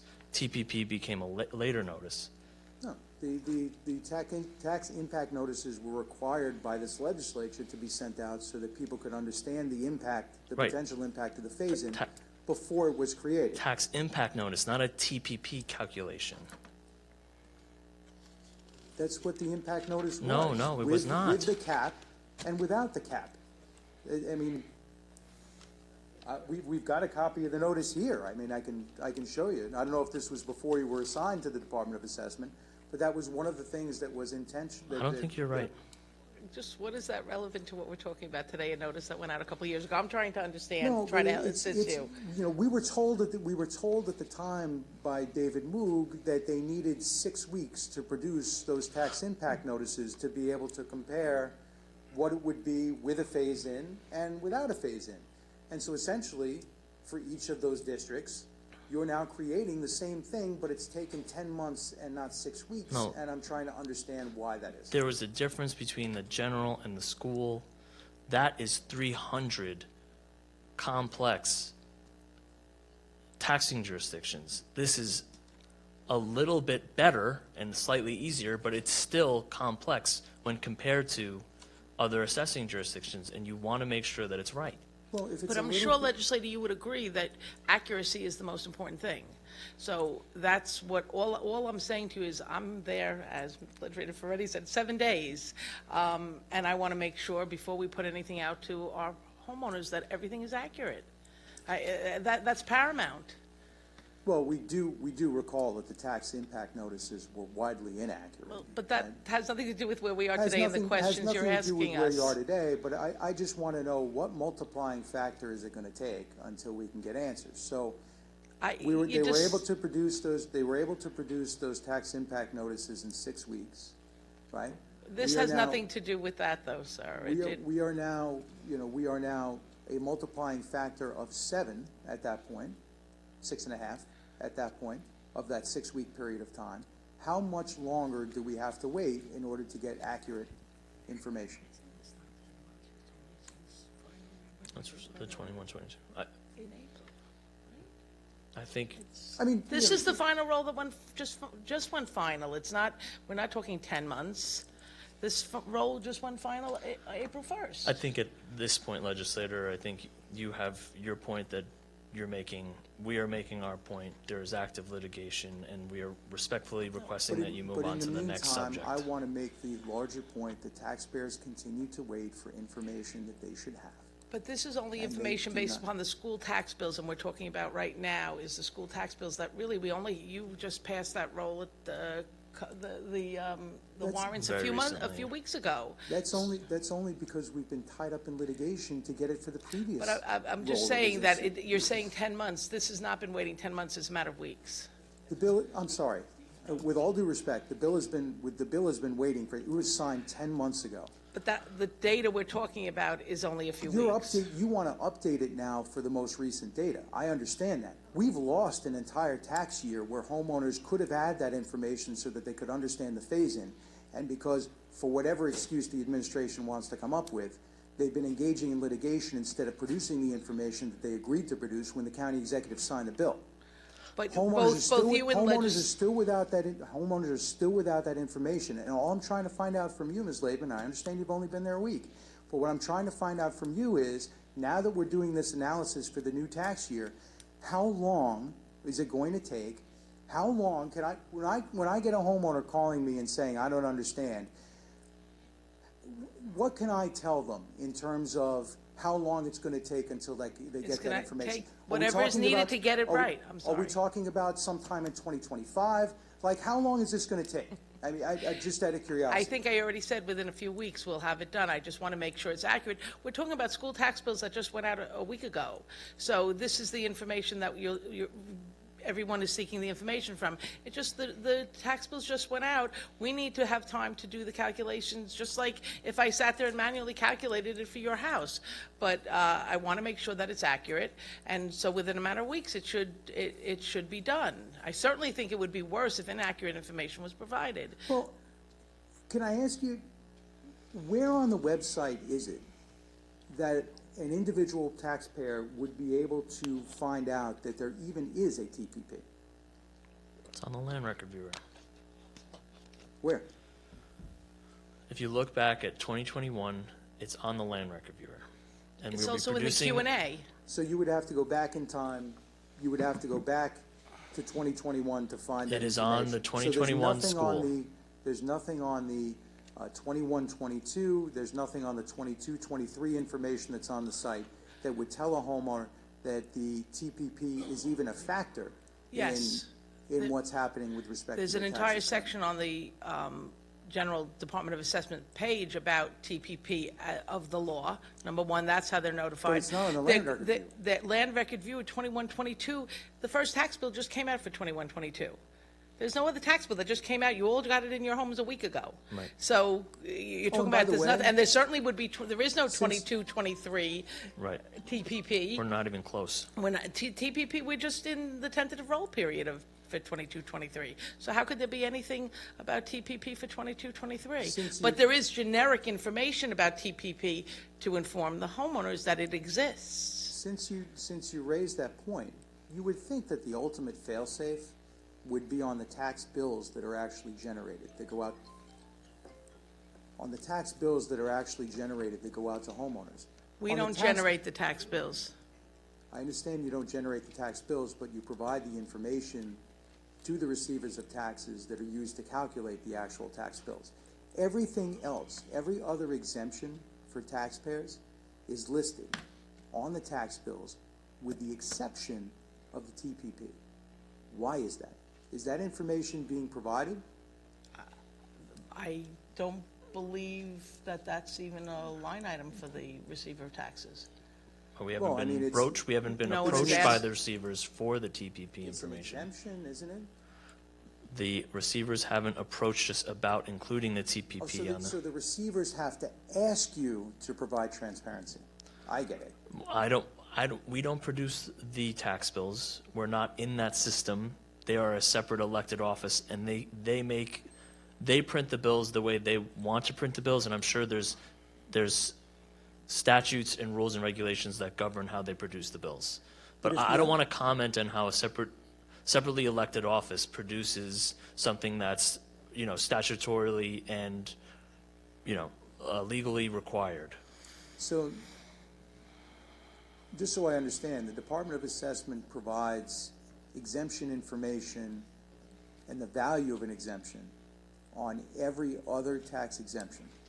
Right? That's not information that the receivers ask for. That's We information provide data. right? Well, if something looks like it's missing, the receivers' offices will ask us and talk to us. Their staffs communicate with our staff. Okay. So I haven't heard anything from, but like I said, we're not here to discuss what a separately elected office does and does not do. My understanding, No. and the I'm here reason to why we're discuss- here, I'm legislator, here to- if you I'm just here to don't mind discuss if I what can finish your my office point. does or does not do. I think if I could just finish my point, the reason why we're here, I believe, is to go over why our calculation for the TPP was correct. I did. You can try to. No, I believe I received a packet and documents and printouts describing the TPP. Oh, actually, not really. Well, It's just images. But I made my assumptions as to. Before I allow you to change the topic. Good try. Does the Department of Assessment currently provide to the receivers of taxes the value of the TPP exemption along with the information used to calculate the bills? I truly, I don't know. We'd have to check with our staff what they provide, because it does affect the tax payment, so I don't know exactly what is sent, because it certainly does affect the tax payment. Of course it does. Of course So it does. And the obviously, in some purpose- calculation that is provided to the receiver is that information, because the And the- receiver has to be able to account for the amount that's due. And the purpose for, well, I mean, we provide them ultimately with a taxable value, which Oh, is used yeah. to calculate. They receive the taxable value. So I believe, actually, but- most likely it is, because even if you go into your tax bill on Land Record Viewer, it does list that on the tax bill. No, it doesn't. It's in the land record viewer, but I do not believe the receivers produced it, I don't know. regardless. We have to look into it. I don't know. The answer is we don't the- know, and we'll be more than happy to provide it, get that information, and provide it to you. If the information is not being provided to the receivers of taxes as of now, can we get the assurance that the information will be provided to the receivers of taxes? I have to speak to our staff and find out the mechanism in which it is provided, and then my recommendation would be to speak to the receivers. That's right. And see what their system will allow as far as printing on a bill, and so certainly we can have conversations with them before they issue their next tax bills.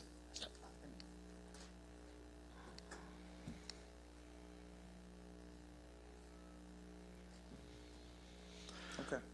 So as we sit here now, and I just want to make sure that we understand, that counsel to the Department of Assessment and the acting assessor do not know what information is actually provided to the receivers of taxes with respect to the TPP exemption. As I said to you, I will get the information and get back to you. Well, I assume that means you don't know today. You're going to get the information? It's never been asked before by the And as I told you, receivers. I'm in the office now 7 days. So I certainly, and that was not something in my first 7 days that I asked our You team. get a pass, Robin, but it's not going to be forever. I'm just saying. But you know what? I will get an answer for you. I'll shoot you an email. You've emailed me before, and I'll be more than happy to shoot you an email with the information. If it turns out, as I suspect, that answer is no, because why would every other exemption be produced on the bill except for that one? Can we get the assurance that we'll actually provide that information? I know you said you're going to speak to the receivers of I taxes think that's the to see if they can appropriate handle it. forum to speak to the receiver, because all their tax bills are different. You get a tax bill from Town of Hempstead, a tax bill from Oyster Bay. They don't look the same. They're different. So I think the appropriate answer would be, we will certainly be in communication with them. Because all over Nassau County, people are opening up their tax bills, and they're getting $1,500, $2,000, $4,000 increases, and they have absolutely no idea why they're receiving them. And providing the information regarding the TPP, which seems to be the culprit in much of this, would actually be helpful in allowing them to at least understand what's happening. They may not be happy about it, which I guarantee they're not, but at least it would help in them being able to understand what's happening. I understand your question, and I will be more than happy to research it. But as I said, I think that we need to get all the receivers in the room together and make a plan And again, and see what they can accommodate. Well, their systems are very sensitive, and we know this. Whenever there's an inclusion of another exemption, exclusion of an exemption, or the like, we know this, that their system is very sensitive to if there's reductions from SCAR that happen later in the year. So it would be very beneficial for us to, before we provide them with any information that would affect their internal systems, and we have first-hand knowledge of that, we'll talk to them and see what.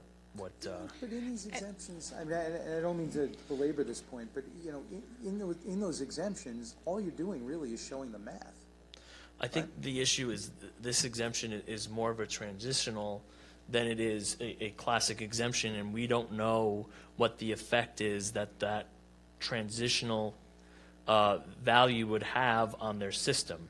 And I think before we give them information that may affect the way they run the bills, I think it would be beneficial to... But legislator, I think more importantly, and one of the things that was always my goal coming into this, is to establish a line of communication with the receivers. I think it's important. So this was something I was, in general, going to open up the door of communication with the receivers anyway. So this is just something I can incorporate with some of my future plans. I appreciate that. I just want to impress upon you the sense of urgency because I've heard you loud and clear. We've been attempting to get this information to residents for about 36 weeks at this point. I've heard you loud and clear, and I will do as best I can to expedite and to get the accurate information out there. And it's difficult for me not to surmise that the reason that it's been so difficult to get that information out there has less to do with the accuracy of the information and more to do with a desire not to provide the information, not on your behalf, you've been there a week, not to provide the information in light of what's coming up in a couple of weeks. I can't say that that's the case, but I think you know, I wouldn't anytime you've expect you asked to, of even if it me, were. I think you know me well enough to anything you've asked of me in the past, I've provided to you, and I will look into it and get back to you. And as always, my door, my phone, my email are open to all of you. I appreciate that. Are the phones being answered, by the way, in the Department of Assessment now? I know I can reach you directly. The phones are being But answered? one of the complaints that we've had is that it's been very difficult to get questions answered from the public. The phones are being answered, and and for any extra volume, the return calls are being made. Okay. So, Mr. Miles, Sir. What do you need from me? all right. 136 Lynbrook Avenue in Point Lookout.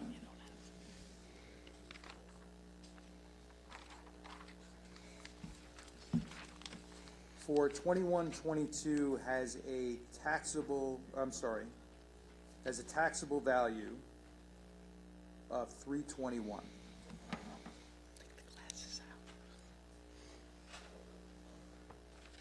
Why? Combination of exemptions looks like being included in this property. For this property, the TPP was calculated based on the tentative assessment roll published as of January. Which one? The one that was the correct assessment roll. Oh, it was on the corrected roll? It was on the correct roll. Because the numbers don't work if it's on the correct roll. It does.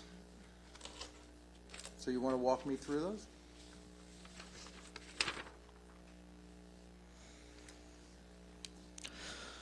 As you all have pointed out in this printout, because this was corrected, the notices of tentative assessment were based on the correct assessment roll, and we confirmed with the IT staff that worked on the publication of the assessment roll that the erroneous publication was discarded and destroyed, and the correct roll was put in place and utilized for the tentative assessment, and that has been confirmed unequivocally.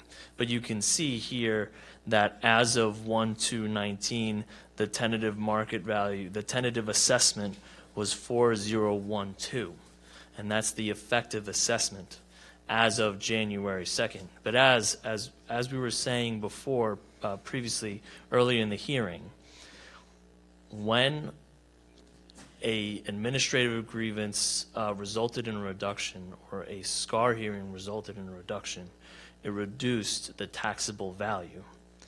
And that taxable value was also affected by the 6 and 20 rule. However, that's not what you use to develop your tentative assessment. That's not what you use to create your TPP calculation. For 4012, you use that, and the final assessment that was produced after the administrative grievance process or the small claims assessment review process, and you find that difference and phase it in over 5 years. So you're talking about the final value as a result of the 1920 grievance process. That's right. So you would take the fair market value. 1920 is the final, right? And you will compare that to the tentative that was published, the correct tentative that was published on January 2nd later that evening. Additionally, the TPP or your taxable value is affected by any additional reductions that you receive, and it's my recollection that Lynbrook Avenue is one of those properties that was affected by an additional reduction that occurred later in 21-22, either through a grievance or a reduction. So you produce your TPP by taking the final after a reduction was provided, or if there was none, there was none. For this case, there was. You take the tentative that was published as of later that night on January 2nd, create that exemption base, exempt 80% of that, and then apply any additional reductions that the individual did or did not receive for the tentative 2021 assessment. And that is the case for this one. So let me ask you a couple of questions on that. You're saying that the $4,012,000, which was the market value that was estimated by the Department of Assessment, that was produced on the original tentative roll, the purpose for the correction was because that figure violated 620, correct? No. We published a different roll that shouldn't have been published. Well, so the was correct this- roll produced the 4012. This is part of 18,000 parcels that are capped by 6 and 20 because of a previous reduction that occurred in the final 1920 year. these are the same properties, though, that, and again, I'm just trying to understand. These are the same properties, though, that were identified by the assessor in response to questioning here in November of 2018 as notices of tentative assessment that had to be corrected because the application of 620 was not applied in the notices of tentative assessment, correct? This is one of those properties. In other words, when the county executive made the decision in violation of her agreement with the county legislature to change the level of assessment and artificially deflate the assessed value of every property in Nassau County by 60%, that effectively bought her room to be able to raise assessed values and I think if you did not, bypass the application of 620 for 95% of Nassau County homeowners. This house happens to fall into one of the 5%. That's right. Where it didn't. Right, there's approximately 5% of the parcels still.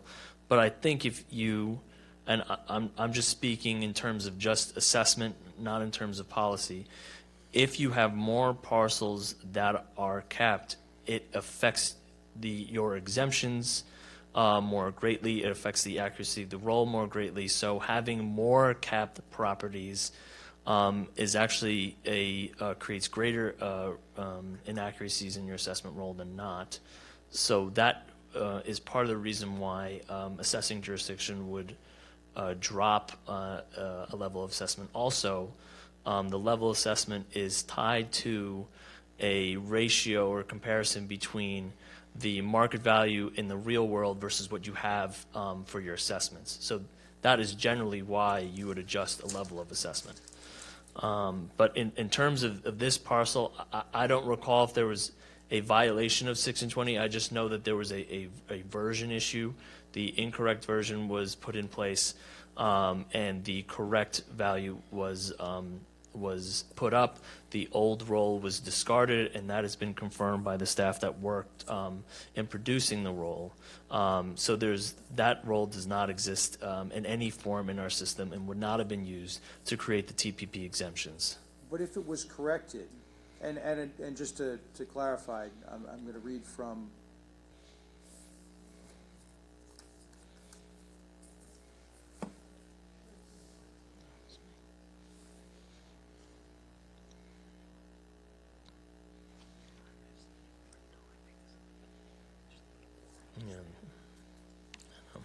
this was back on November 28th. Coming from the legislator's face. Of 2018, that approximately 20,000 properties were identified.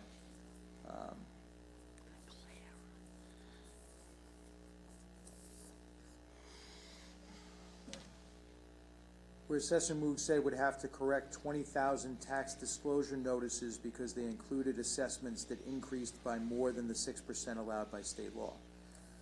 So the 18,400 homes that we're talking about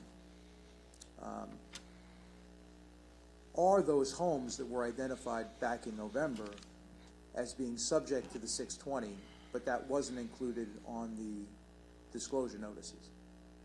Is that your understanding? My understanding was just simply a version control issue, and that if that was part of the issue, potentially, but... Well, that was what was reported by the assessor at the time. Okay, that then it had to do with the cap. Regardless, the correct assessment roll was eventually produced, and the correct assessment roll was used to produce the TPP. However, our understanding is that the capped roll would not have been 4,012,000. No, it eventually became... The capped roll would be 2,671,000. That's once it's capped after the final 2019-20 roll is published. But we knew back in November that a cap applied. But I mean, it's an existing statute. Right. And we knew in January that a cap applied. But we didn't know in 1920 the existence of a reduction. And that's what we're talking about here in terms of the way that the statutes and the local laws interact. So there's no issue with the corrected tax roll, the correct publication of the tax roll specifically. The issue is once 1920 is published, you use what is currently on that final 1920, unless they get a SCAR reduction, which is later in the year. And then you use whatever's published as of January. You cannot use what is capped eventually after the 1920 is finalized. And that's for the sheep's, 100 sheep's, Sheep Lane. Actually, that's a double capping issue where there was an 1819 capped parcel. That roll was finalized. Then the 2021 roll was published, so that had to be adjusted for 6%. And then it's adjusted again in another calendar year because of the 1920 finalization. So it's capped twice that property. A little bit more complex than you see here, but the 1819 created a cap on our 2021, which eventually comes into effect again when there's additional capping in 1920. A little bit more complex with the 100 Sheep's Lane, but the same process applies. You have to use what is published as of the tentative publication on January 2nd, and then doesn't matter in terms of the finalization of the roll, in terms of its effect on the tentative value that you use for your TPP calculation, it affects the back year. It affects the 1920 year. And that's what we confirmed when we look back at the exemptions. That's what we confirmed when we did sampling. And that's what we confirmed when we talked to our IT staff about the whereabouts of the incorrectly published roll. And the fact that it was completely discarded and removed from the system, it means that it was not used for the calculation.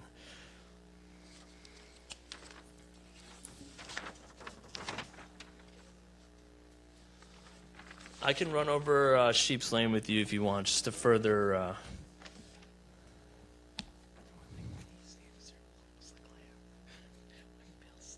Yeah.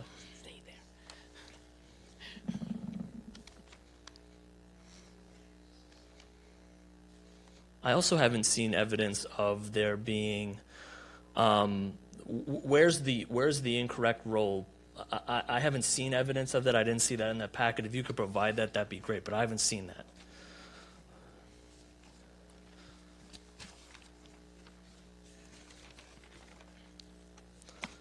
Is there anything, legislator, or do you want me to move on to 100 Sheep's Lane?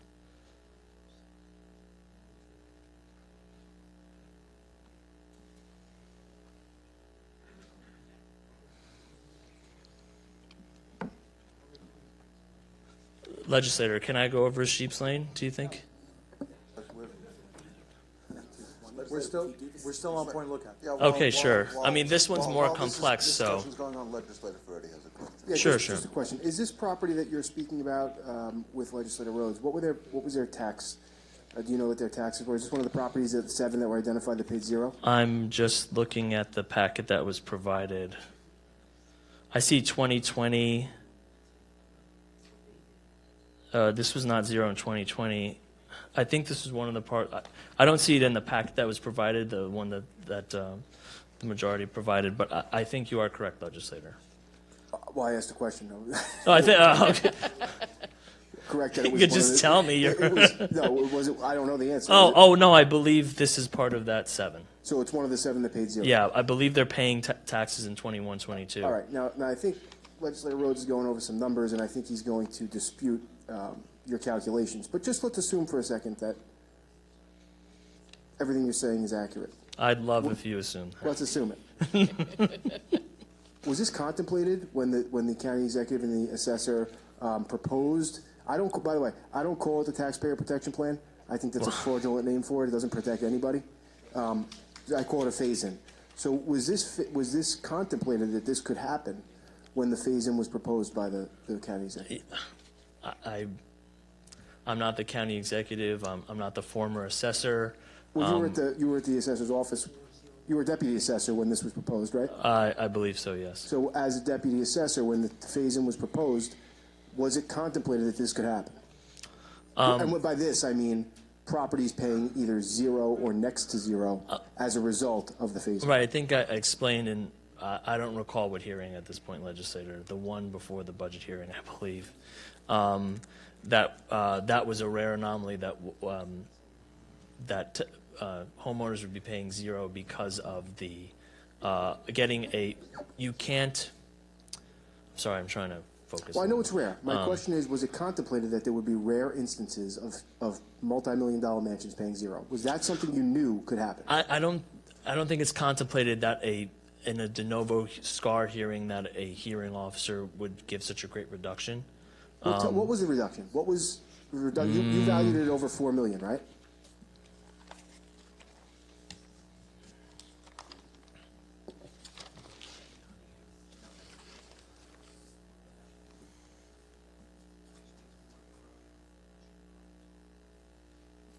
$4,012,000?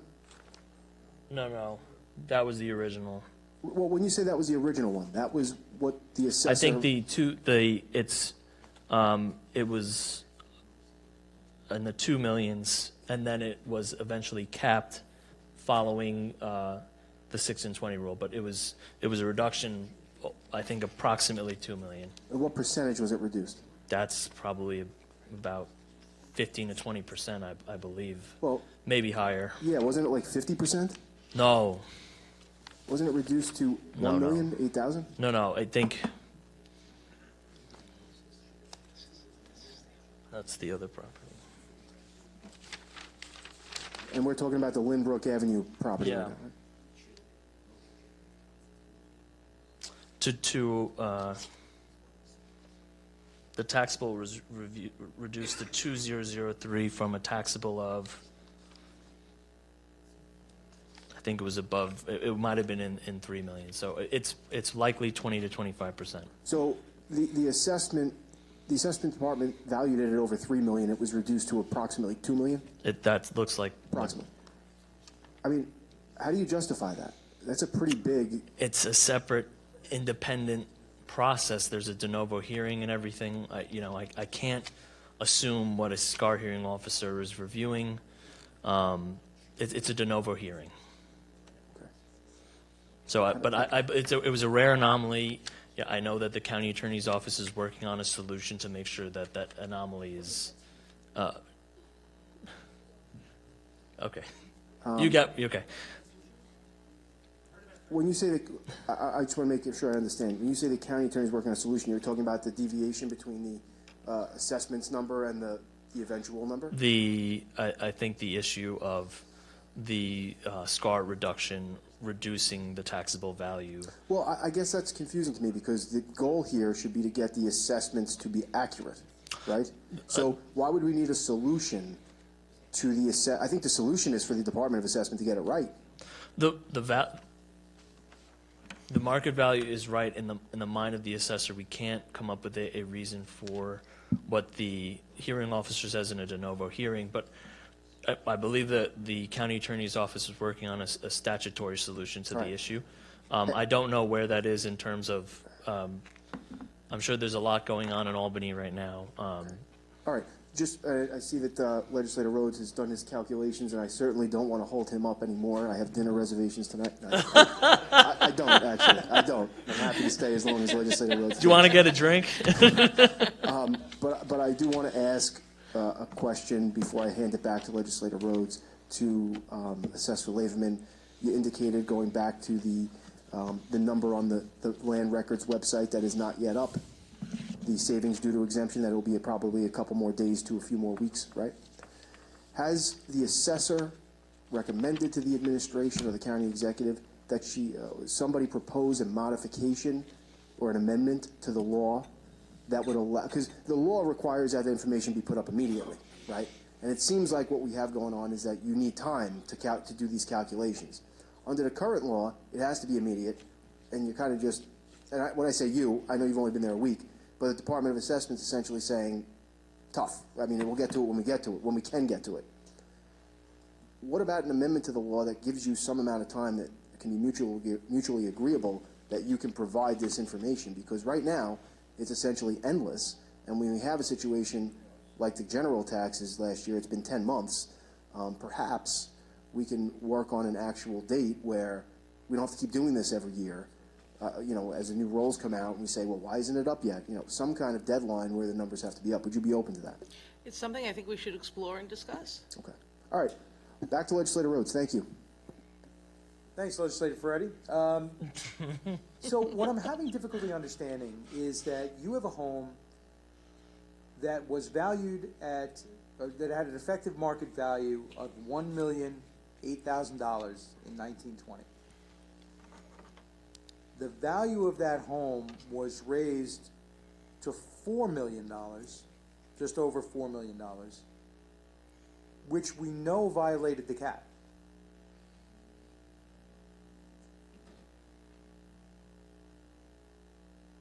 Because the most the value of that home could have risen, would be $1,111,728 for a taxable value of $26.20 for a.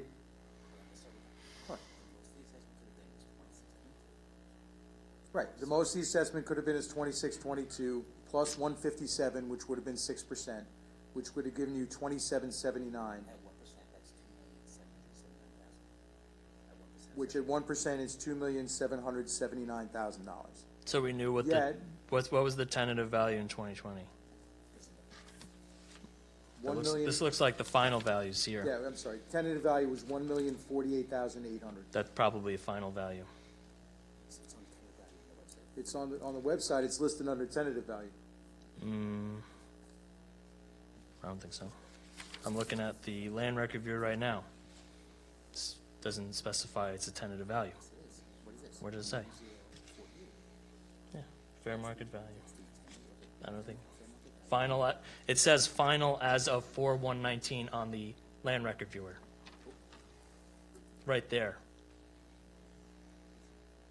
If you look at land record viewer, and I'm reading it directly, and I'll read it into a record, final as of 4/1/2019.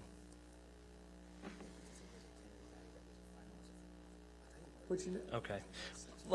You know what?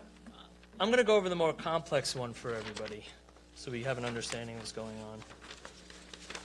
I think we're gonna. Might I suggest that we sit down in a work session and actually sit with, and we can sit down at some point and go through the numbers? I mean, you guys are sitting with your phone and calculating, and he's sitting with his phone and calculating. If we really want to help the homeowners and the taxpayers, if you think there's an error, why don't we sit down in a work session and go through the numbers jointly? Well, we know, unfortunately, that there's an error because we see the result of the error. We don't see the error in the All numbers. Right. Hold on.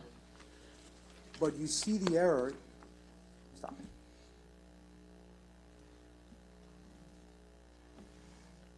All right, legislator, What- let what was the- me what was the- just, if you don't mind, if you can indulge me for a second, let's go to the more complex one. Let's go to 100 Sheep Lane. No, just for a second. I want to make sure that we understand the Lindbergh property before we move on to a different property and all other sorts of issues that are going on. The Point Lookout, Limbuck Avenue, Point Lookout. I don't Lindbergh want to Ave- yeah, get, I Lindbergh don't Avenue want to Point. think. Yeah. Lindbergh Avenue, Point Lookout. Yes, no, not a property in Lindbergh. I'm not trying to add another property to this equation. Just want to clarify. So you have a house where the value is changed. I mean, let's use the But do we have let's use the fair market value. You know, even if you're waiting for the effective market value after the grievances would have been heard. Right. You have a property that went from $10,488, $1,048,800, and the fair market value was brought up to $4 million. Mm-hmm. You can't do that all at once. Well, you At 6%. you can do that for the fair market value. You just, once it becomes effective, so you couldn't. But, Okay. But I'm not seeing what the tentative value was for 2020. Everyone keeps focusing on the final as of 4/1/2019. The tentative, No, the final 4/1/2019 is $1,048,000. That was not in place as of the publication of the 2019 tentative assessment. Right. And remember, the 6 and 20 applies to the market value.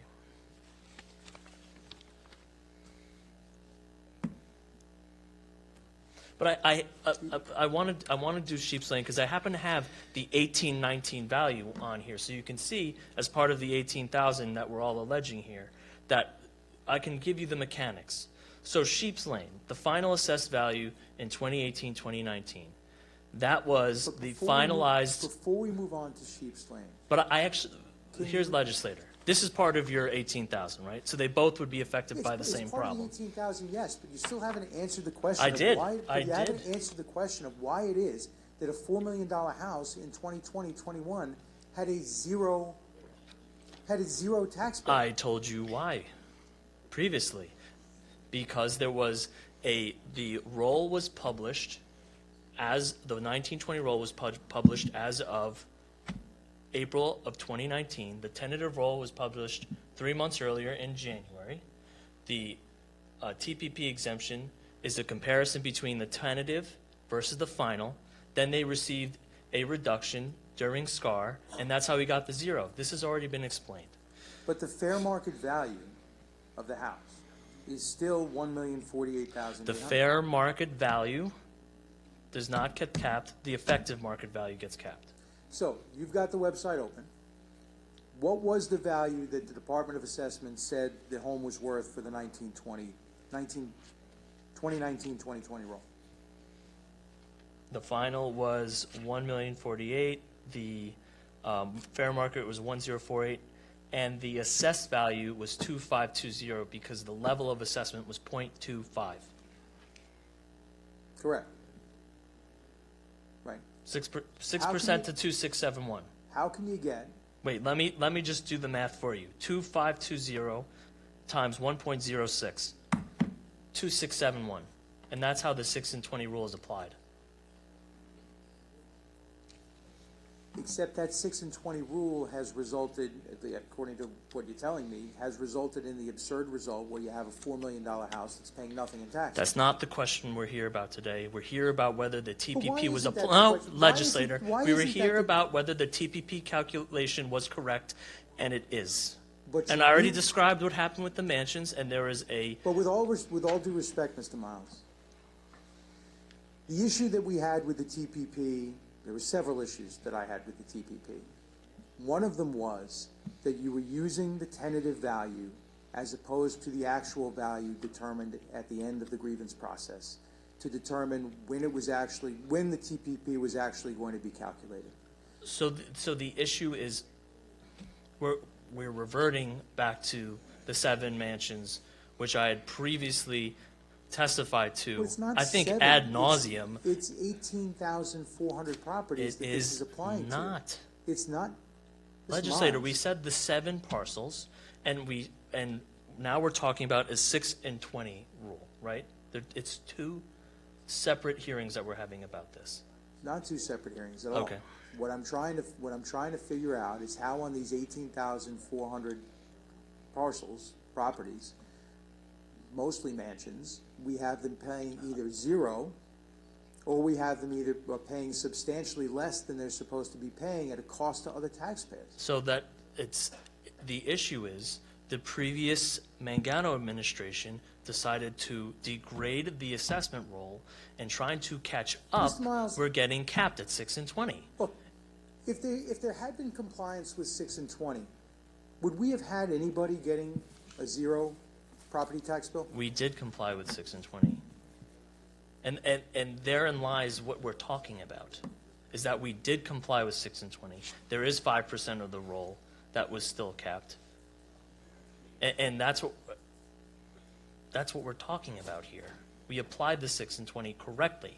The issue is when you start out with a very bad roll, and where the market values are $1 million compared to $4 million, and you're trying to catch up $3 million, there is no doubt that you will be capped. And that's what we're working with here, is a degraded roll starting from $1 million, and that's why the reassessment is necessary to try to catch up to that value. However, doing it over a 5-year period of time is what created a situation where you wound up with a property getting a zero tax bill. I don't want to get into, I cannot speak for the administration as to the policy for the TPP. What I'm describing to you is how assessment works. You have a very bad roll in 2020, highly degraded roll, and you're trying to catch up to 4012. And you cannot get there like that despite trying your best efforts to reassess. And that's because of where you're starting. With our bet, we're trying to get there with an accurate roll, and we're starting with $1 million for a $4 million home. How is that explainable? How can that be explained? It certainly shouldn't be the case. Okay. But how do you wind up with a $4 million house paying zero in taxes? There's the 6 and 20 cap. You cannot predict what happens in the small claims assessment world. It's a de novo circumstance. Okay.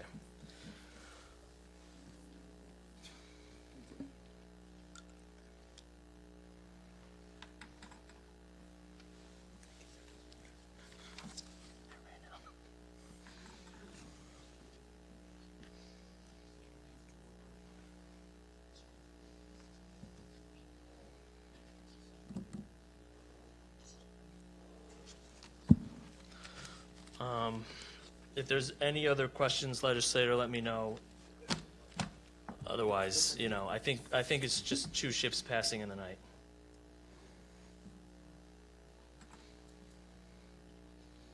All we try to do here at the Department of Assessment is follow the law set out by the state.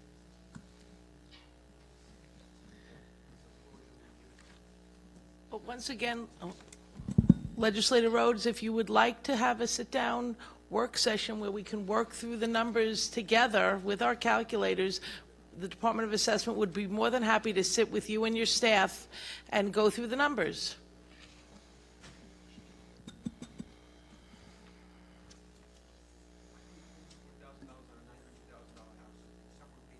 I'm attempting to reconcile your numbers now. Legislator, we can have a separate work group with that. We've been sitting here for a couple of minutes now. Why don't we have a meeting, your office and our office, like the assessor suggested, and we can hash it out. I think that's a great idea. Our offices are always open. We've suggested that. We'd like to see you. I mean, I don't want to speak to the legislator, but... No, I'd be more than happy to set up a meeting where we can go through any of these calculations with the calculators in front of us, and we'll just lay it all out. But to sit here and go through the same thing over and over again, it doesn't seem like we're achieving anything. Who is So I think that presiding right now? Who's presiding? Who's the presider right now? Howard. Can we move on with this? This is going nowhere. I have things that I would like to ask about, and right now this is a waste of time. It's a waste of everybody's time. If you have questions, Legislator Millet. Thank you. All right. have a series of questions based on things that have been said. The first is, so Acting Assessor Laveman, you mentioned several times that you are not an assessor. What will it take for you to become an assessor? Is it just being... It's an appointment. It's an appointment, that's what I thought. I meet all the qualifications per the New York State Office of Real Property Tax Services and per the Nassau County Charter. And So what will it take to appoint you? the resolution that's pending before this body to be called, voted upon, and approved. So we have a resolution. Yes. And It was people are submitted in complaining- January. Yeah, and people are complaining that you are not the assessor, when in fact we could solve that problem Correct. immediately. Thank Correct. you. Okay, great. Okay, we've been talking about the role, and one of the things was about contested assessments, grieved assessments. And, you know, there was a question of what is it compared to the past? And I believe that one of the things that, well, anyway, here's my question. In terms of numbers that are actually receiving reductions, can you talk about that? What numbers are receiving reductions in comparison to the old, very wildly inaccurate roll? Yes, during the frozen roll of the prior administration, I would say 75 to 80% of properties received reductions. During the year of the reassessment, the 2021 tax year, I think approximately only about 80,000 out of 240,000 received reductions from the Assessment Review Commission, and 21-22 only, if I recall, about 113, 120,000, something like that, only received. So less than 50% received reductions from the Assessment Review Commission. 22-23 is a work in progress right now, so I really can't speak of that. But so would that, to me, as a layman, that says to me that the roll is much more accurate Correct. than it has been in the past. And in terms of the amounts of, for people who were successful, can you speak to the amounts that they're receiving in terms of reductions and compared to past amounts? yes, right now, the prior 2 years, not the year that the Assessment Review Commission is working on right now, the percentage of reductions were also substantially less than prior years. Thank you. Mr. Miles, you mentioned something about the coefficient of dispersion, and I will tell you I don't really know what that is. Can you explain that, please? It's a statistical factor that's used commonly to determine the accuracy of an assessment roll. And we utilize that to test how accurate our roll was. And for a heterogeneous county like ours, or assessing unit, a COD of 15 is considered fairly accurate. Having one under 10 is extremely, it's just a great number for a assessing unit of our size. And even if you exclude the size of the county, having a coefficient of dispersion within 10, whether you're, a few thousand parcels or, the county of Nassau, you are extremely happy with that number. And that's a number that's used, coefficients of dispersion are used in assessing, it's countrywide, but definitely also it's something we discuss at our Assessors Association conferences and things like that. The coefficient of dispersion is very important to, as a means of checks and balances, to check and see if the roll is accurate. So when you hear of a COD of 10%, anyone in the assessment world is going to say, well done. That was kind of going to lead to my next question, which is, using whatever metrics you have and professional standards, how does our role compare? I think I hear that question. Yeah, I could say yes and answered, but yes, Yeah. I think even other assessors were quoted previously by Newsday addressing that our coefficient of dispersion is a good number, resulting in an accurate roll. Okay, and I'm going to repeat a question I asked in the previous hearing with regards to the assessment. Is the department following all laws when they do all of their work? Absolutely, without a doubt. Okay, and since we're talking about it again, with regards to the 7 homes that are paying none, were any mistakes made by the department to make that happen? No, it was just a convergence of multiple rules and statutes that resulted in that end result. But Right, we were required and mandated to do that.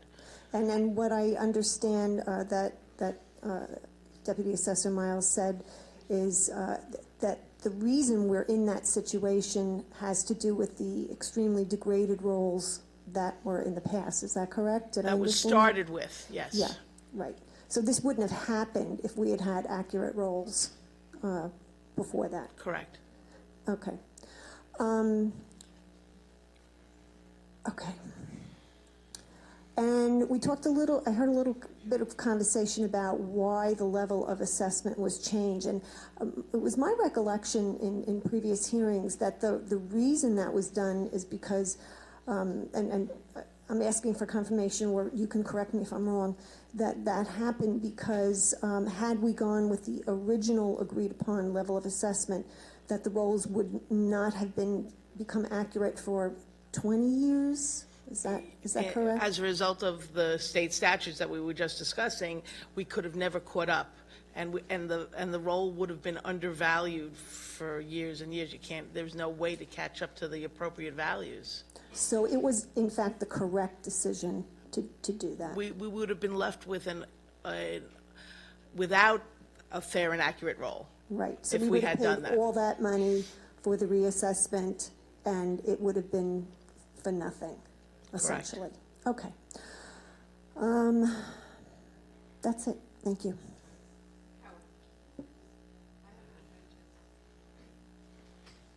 Thank you.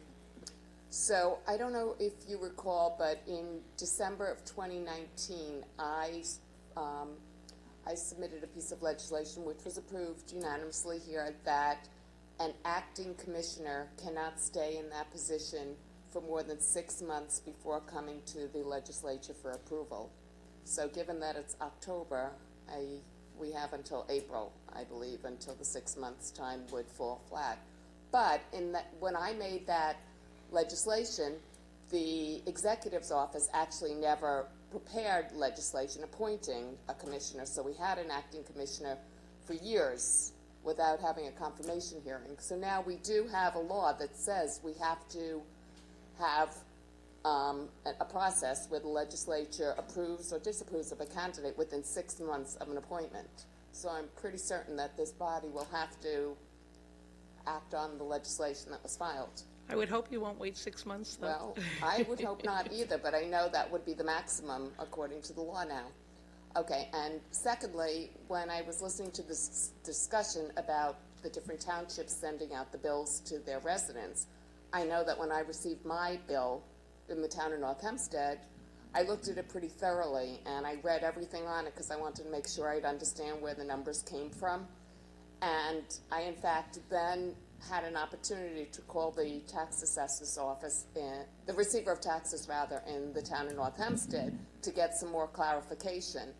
And it did take some time to really understand all the terms on the bill, but the numbers are there. You just have to know how to work with it. So I have no idea what the town of Hempstead bill or the town of Oyster Bay bill would look like, but perhaps there should be a meeting of the assessor's office and the different townships so that there could be more information supplied to a resident. I think we should all work together. We're all in the same business, so it would make sense that we all plan and work together to be as transparent as we can be for our property owners. Yes, I would certainly advocate for that, I think, as we all would. So I would like to see that happen because it is confusing for the average taxpayer to decipher all the terms on the bill.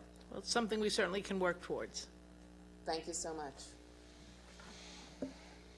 Yes, I just want to add something to the record because I know Legislator Mulay in her first question asked about what you had previously said about not being an assessor. I want to make it clear for the record. Are you an assessor by trade, Ms. Lathman? An assessor by trade? Well, you're an attorney, right? I'm an attorney. Are you currently practicing as an attorney? No. But you are an attorney, right? I'm a licensed attorney, as many elected assessors have been in the past. All right, so you're an attorney. Yes. Even though you're not practicing. Are you an assessor? I'm a licensed attorney. Are you a licensed assessor? There is no such thing as a licensed assessor. Well, You there are have to be certifications, right? All assessors must be appointed. You're not an assessor by trade. You have to be an appointed. You could be a former assessor, but to be an assessor, it's an appointment. And it's up to you to appoint an assessor. Okay, so you're talking about the Nassau County assessor. No, I'm talking about everywhere. Well, are there any elected assessors in New York State? There are a few. I don't know. There might be a few in some villages or elsewhere, but you're either elected or appointed. There is not a trade of assessor. You have to be appointed. So hypothetically, if I was an assessor for the Nassau County and my term ended or I retired, I was a former assessor, but it's not something. You don't get a degree in assessment. You could be a licensed appraiser. Let me tell you, because maybe it's not making sense to you why I'm asking these questions. In the last 3.5 years, the majority has proposed multiple times a referendum to determine whether we should have an elected or an appointed assessor. And much of the criticism and the reason that the minority has stated that they are opposed to a referendum to determine whether we're going to have an elected assessor is that they didn't want an assessor that was, quote, learning on the job. So what I'm trying to determine is whether you are learning on the job. Absolutely not. Okay. So I don't think you would find anyone residing in Nassau County that would be more qualified and have the 360-degree view of assessment that I do. Not to pat myself on the back, No, but the please reality, do. I'd like to hear what you the think your reality qualifications is, are. I have been in the assessment world in one form or another for over 30 years. That's without a doubt. I know property valuations. I know the legal side of property valuations. I have attended the IAAO legal conference for the past, well, except for during the pandemic, the past 5 years. I have met with assessors from throughout the country for the assessment world. I have, as I told you now twice, met with assessors from all of New York State because I think it's important for Nassau County to become active in the New York State Assessors Association. I started out as an attorney in the late 80s.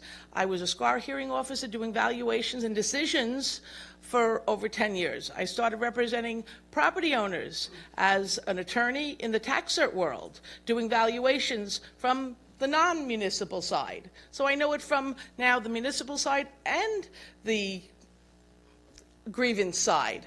I also know property values because I was a transactional, residential, and commercial real estate attorney. So I know valuations and in transactional work. In the Assessment Review Commission, we did valuations of commercial residential property day in and day out. I was integral in that process. I appeared before you all many times explaining and answering any questions regarding that.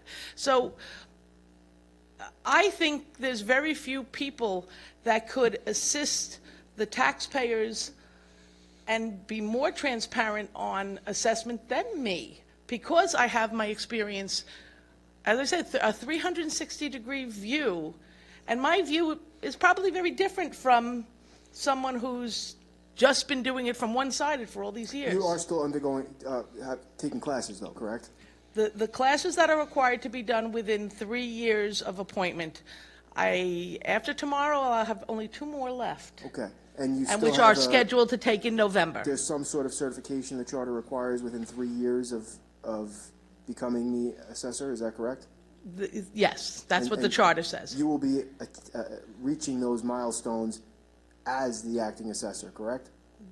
Yes. And wouldn't you consider that learning on the job, or you're not learning in those classes? I'm not learning. I'm required to take the classes. I already know the information. But you didn't pass the test?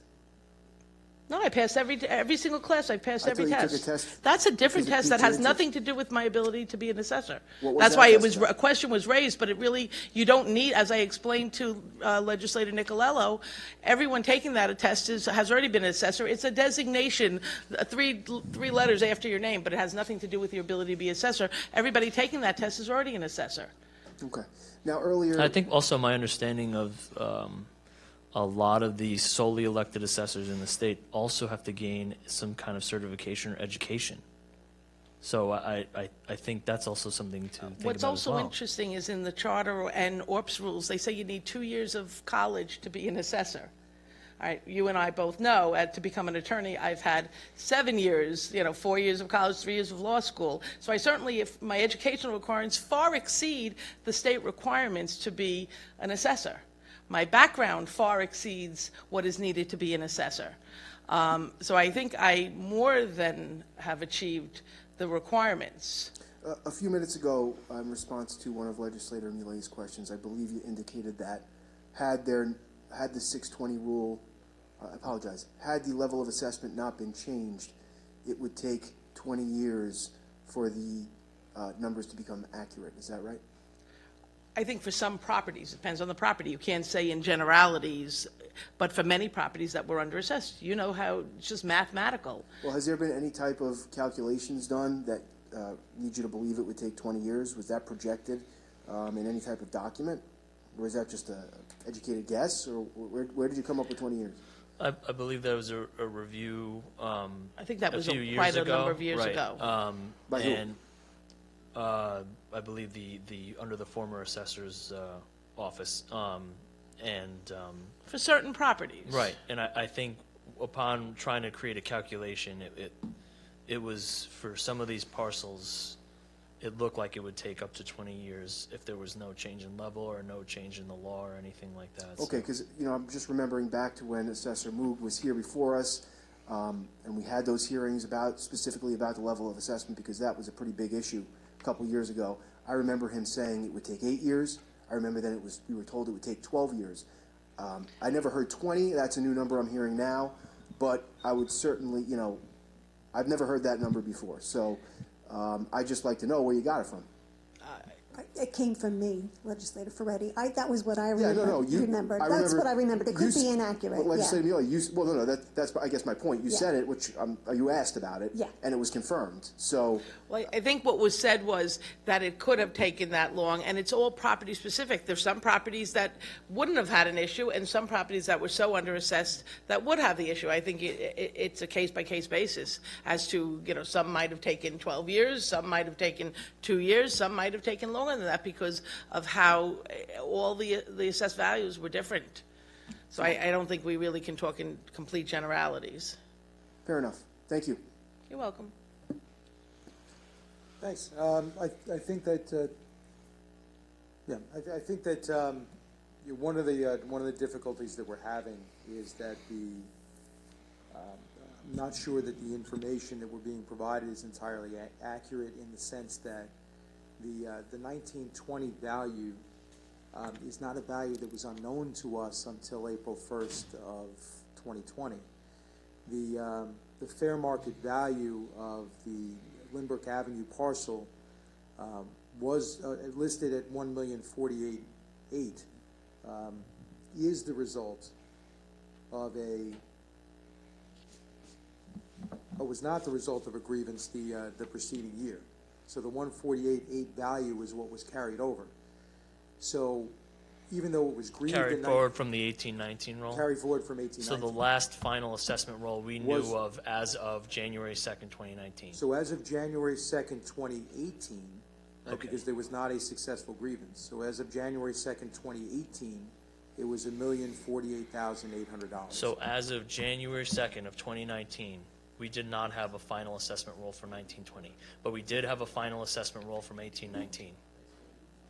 You had a final assessment roll from 1819. Okay. Yes, which put it at $1,048,800. Okay. And I guess in our calculations, in my calculations, what the issue I'm having is the fact that you can't get from $1,048,800 to $4,012,000 under the cap if the cap was supposed to apply. I don't have that final number, but like I said, because if this is part of the parcels that you had an issue with, I have Sheep's Lane, because I have the 1819, and I'll explain it to you, and I've tried a few times to explain it, but I have the 1819 final, and I can show you on Sheep's Lane how it applies, so I can satisfy you.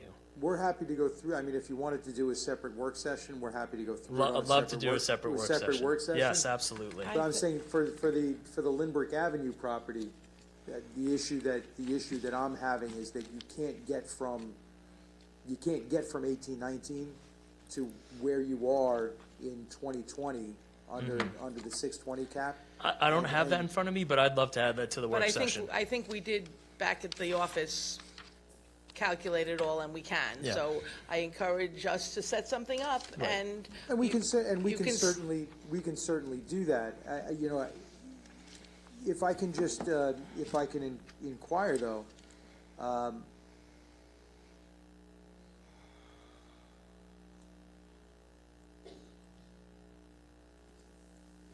with respect to construction phase-in. Now, the new construction phase-in was passed by the state in response to the unintended consequences of the 5-year phase-in, right? The property that I spoke about in Wantagh, taxes going up from $10,000 to $31,500. That was a result of new construction not being included in the phase-in, also something that we pointed out. I don't want to speak for Robin. We're not the administration or policymakers. I know that in the memo provided to the state that it had to do with incentivizing building and improving your home during the pandemic. Like we said, we can't speak for the administration, but in that memo, it seemed to be relevant to incentivizing improving your home during a tough time. I mean, you're kind of here on behalf of the administration, aren't you? Well, I represent the Department of Assessment. Right.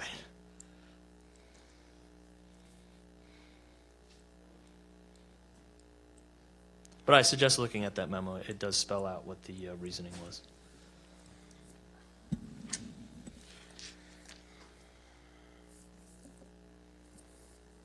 We'll bring this, I think we've beaten this to death at this point. But we will go through the separate work session though.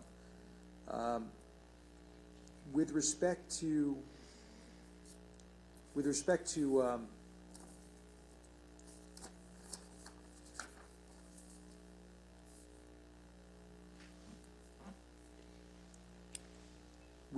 veterans exemptions. Back in January 2021, incorrect assessments were sent out, overcharging homeowners, the result of which was overcharging homeowners about $13.7 million due to the miscalculation of approximately 28,000 veterans exemptions. Has that money ever been refunded to taxpayers? The veterans' tax bills were corrected, and the veterans received, and the clergy both received the exemptions that they should have received. Yeah, we're talking about with respect to the school exemption. The school exemption was never an issue. It was the issue was the general tax bills. There was an issue with the ADAPT system incorporating the taxpayer protection plan when applying it to the special districts. There were two separate issues with respect to veterans exemptions. One issue was that veterans were not receiving some veterans and clergy were not receiving an exemption that they were entitled to. From our standpoint, we came, once that was found, we came immediately to this body. There, however, was a separate issue with respect to approximately 28,000 exemptions that were applied incorrectly, so that in fact these individuals were receiving more of an exemption than they were actually entitled to, which as a result would have resulted in a $13.7 million shift to everybody else that wasn't getting the exemption. And I guess the question that I had is, while we're aware of that error, was any effort made to refund to the remaining taxpayers the $13.7 million overpayment There's that was there's made. nothing indicating an issue with the school tax bills for the veterans. We're not talking about. I'm not talking about 20. I'm not talking about 21, 22. I'm talking about 2021. Like I said, there was nothing indicating that issue. The issue, the prevalent issue was the misapplication by the ADAPT system of the TPP exemption. Yeah, you're talking about the phase-in, or the incorrect application of the phase-in to veteran clergy members, which required a $5.6 million correction. I'm talking about Yes. a separate $13.7 million Like I said, issue there's on the other side. nothing indicating in our system that was there. There was an issue with the school. The issue was solely with the general. Like I said, as soon as we found that issue, went straight to this body to correct it. So. Yeah, we'll follow up separately on that. There is a $13.7 million issue that needs to be rectified, and if we do owe money to homeowners, we need to figure that So out. removing exemptions from veterans, or the No. It's No, not that's that- what it would be. It's not that, well, at this point, at this point, the mistake has been made. The Okay. question is, are we going to compensate the remaining homeowners that paid for that $13.7 million? So there was no like I said, there was no error indicated to me. But what is being suggested is that there should have been less money to the veterans. Well, we're Okay. talking about the incorrect application Understood. of an exemption. All right, I'll double back and check. But And we'll follow up on Okay, with thank you. with counsel on our end.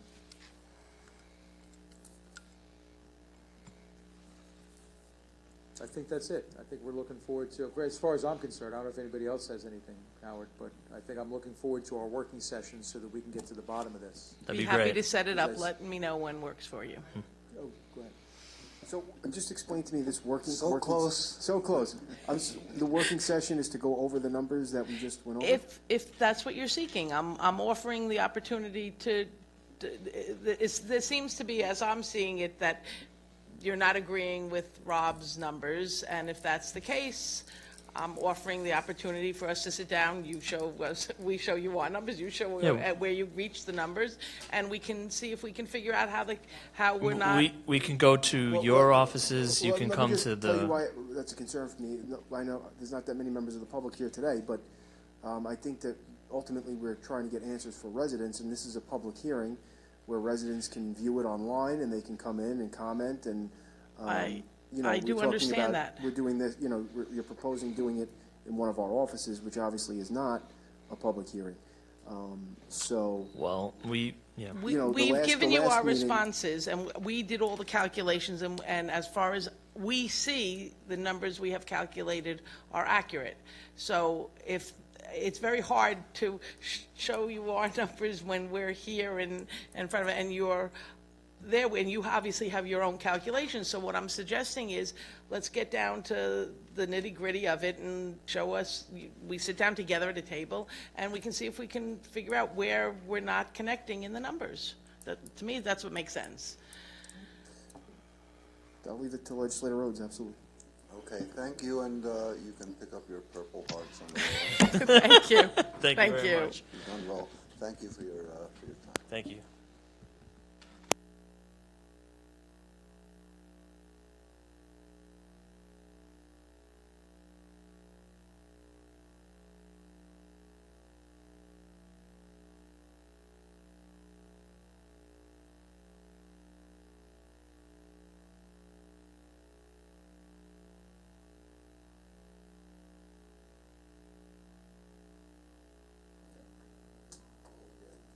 Will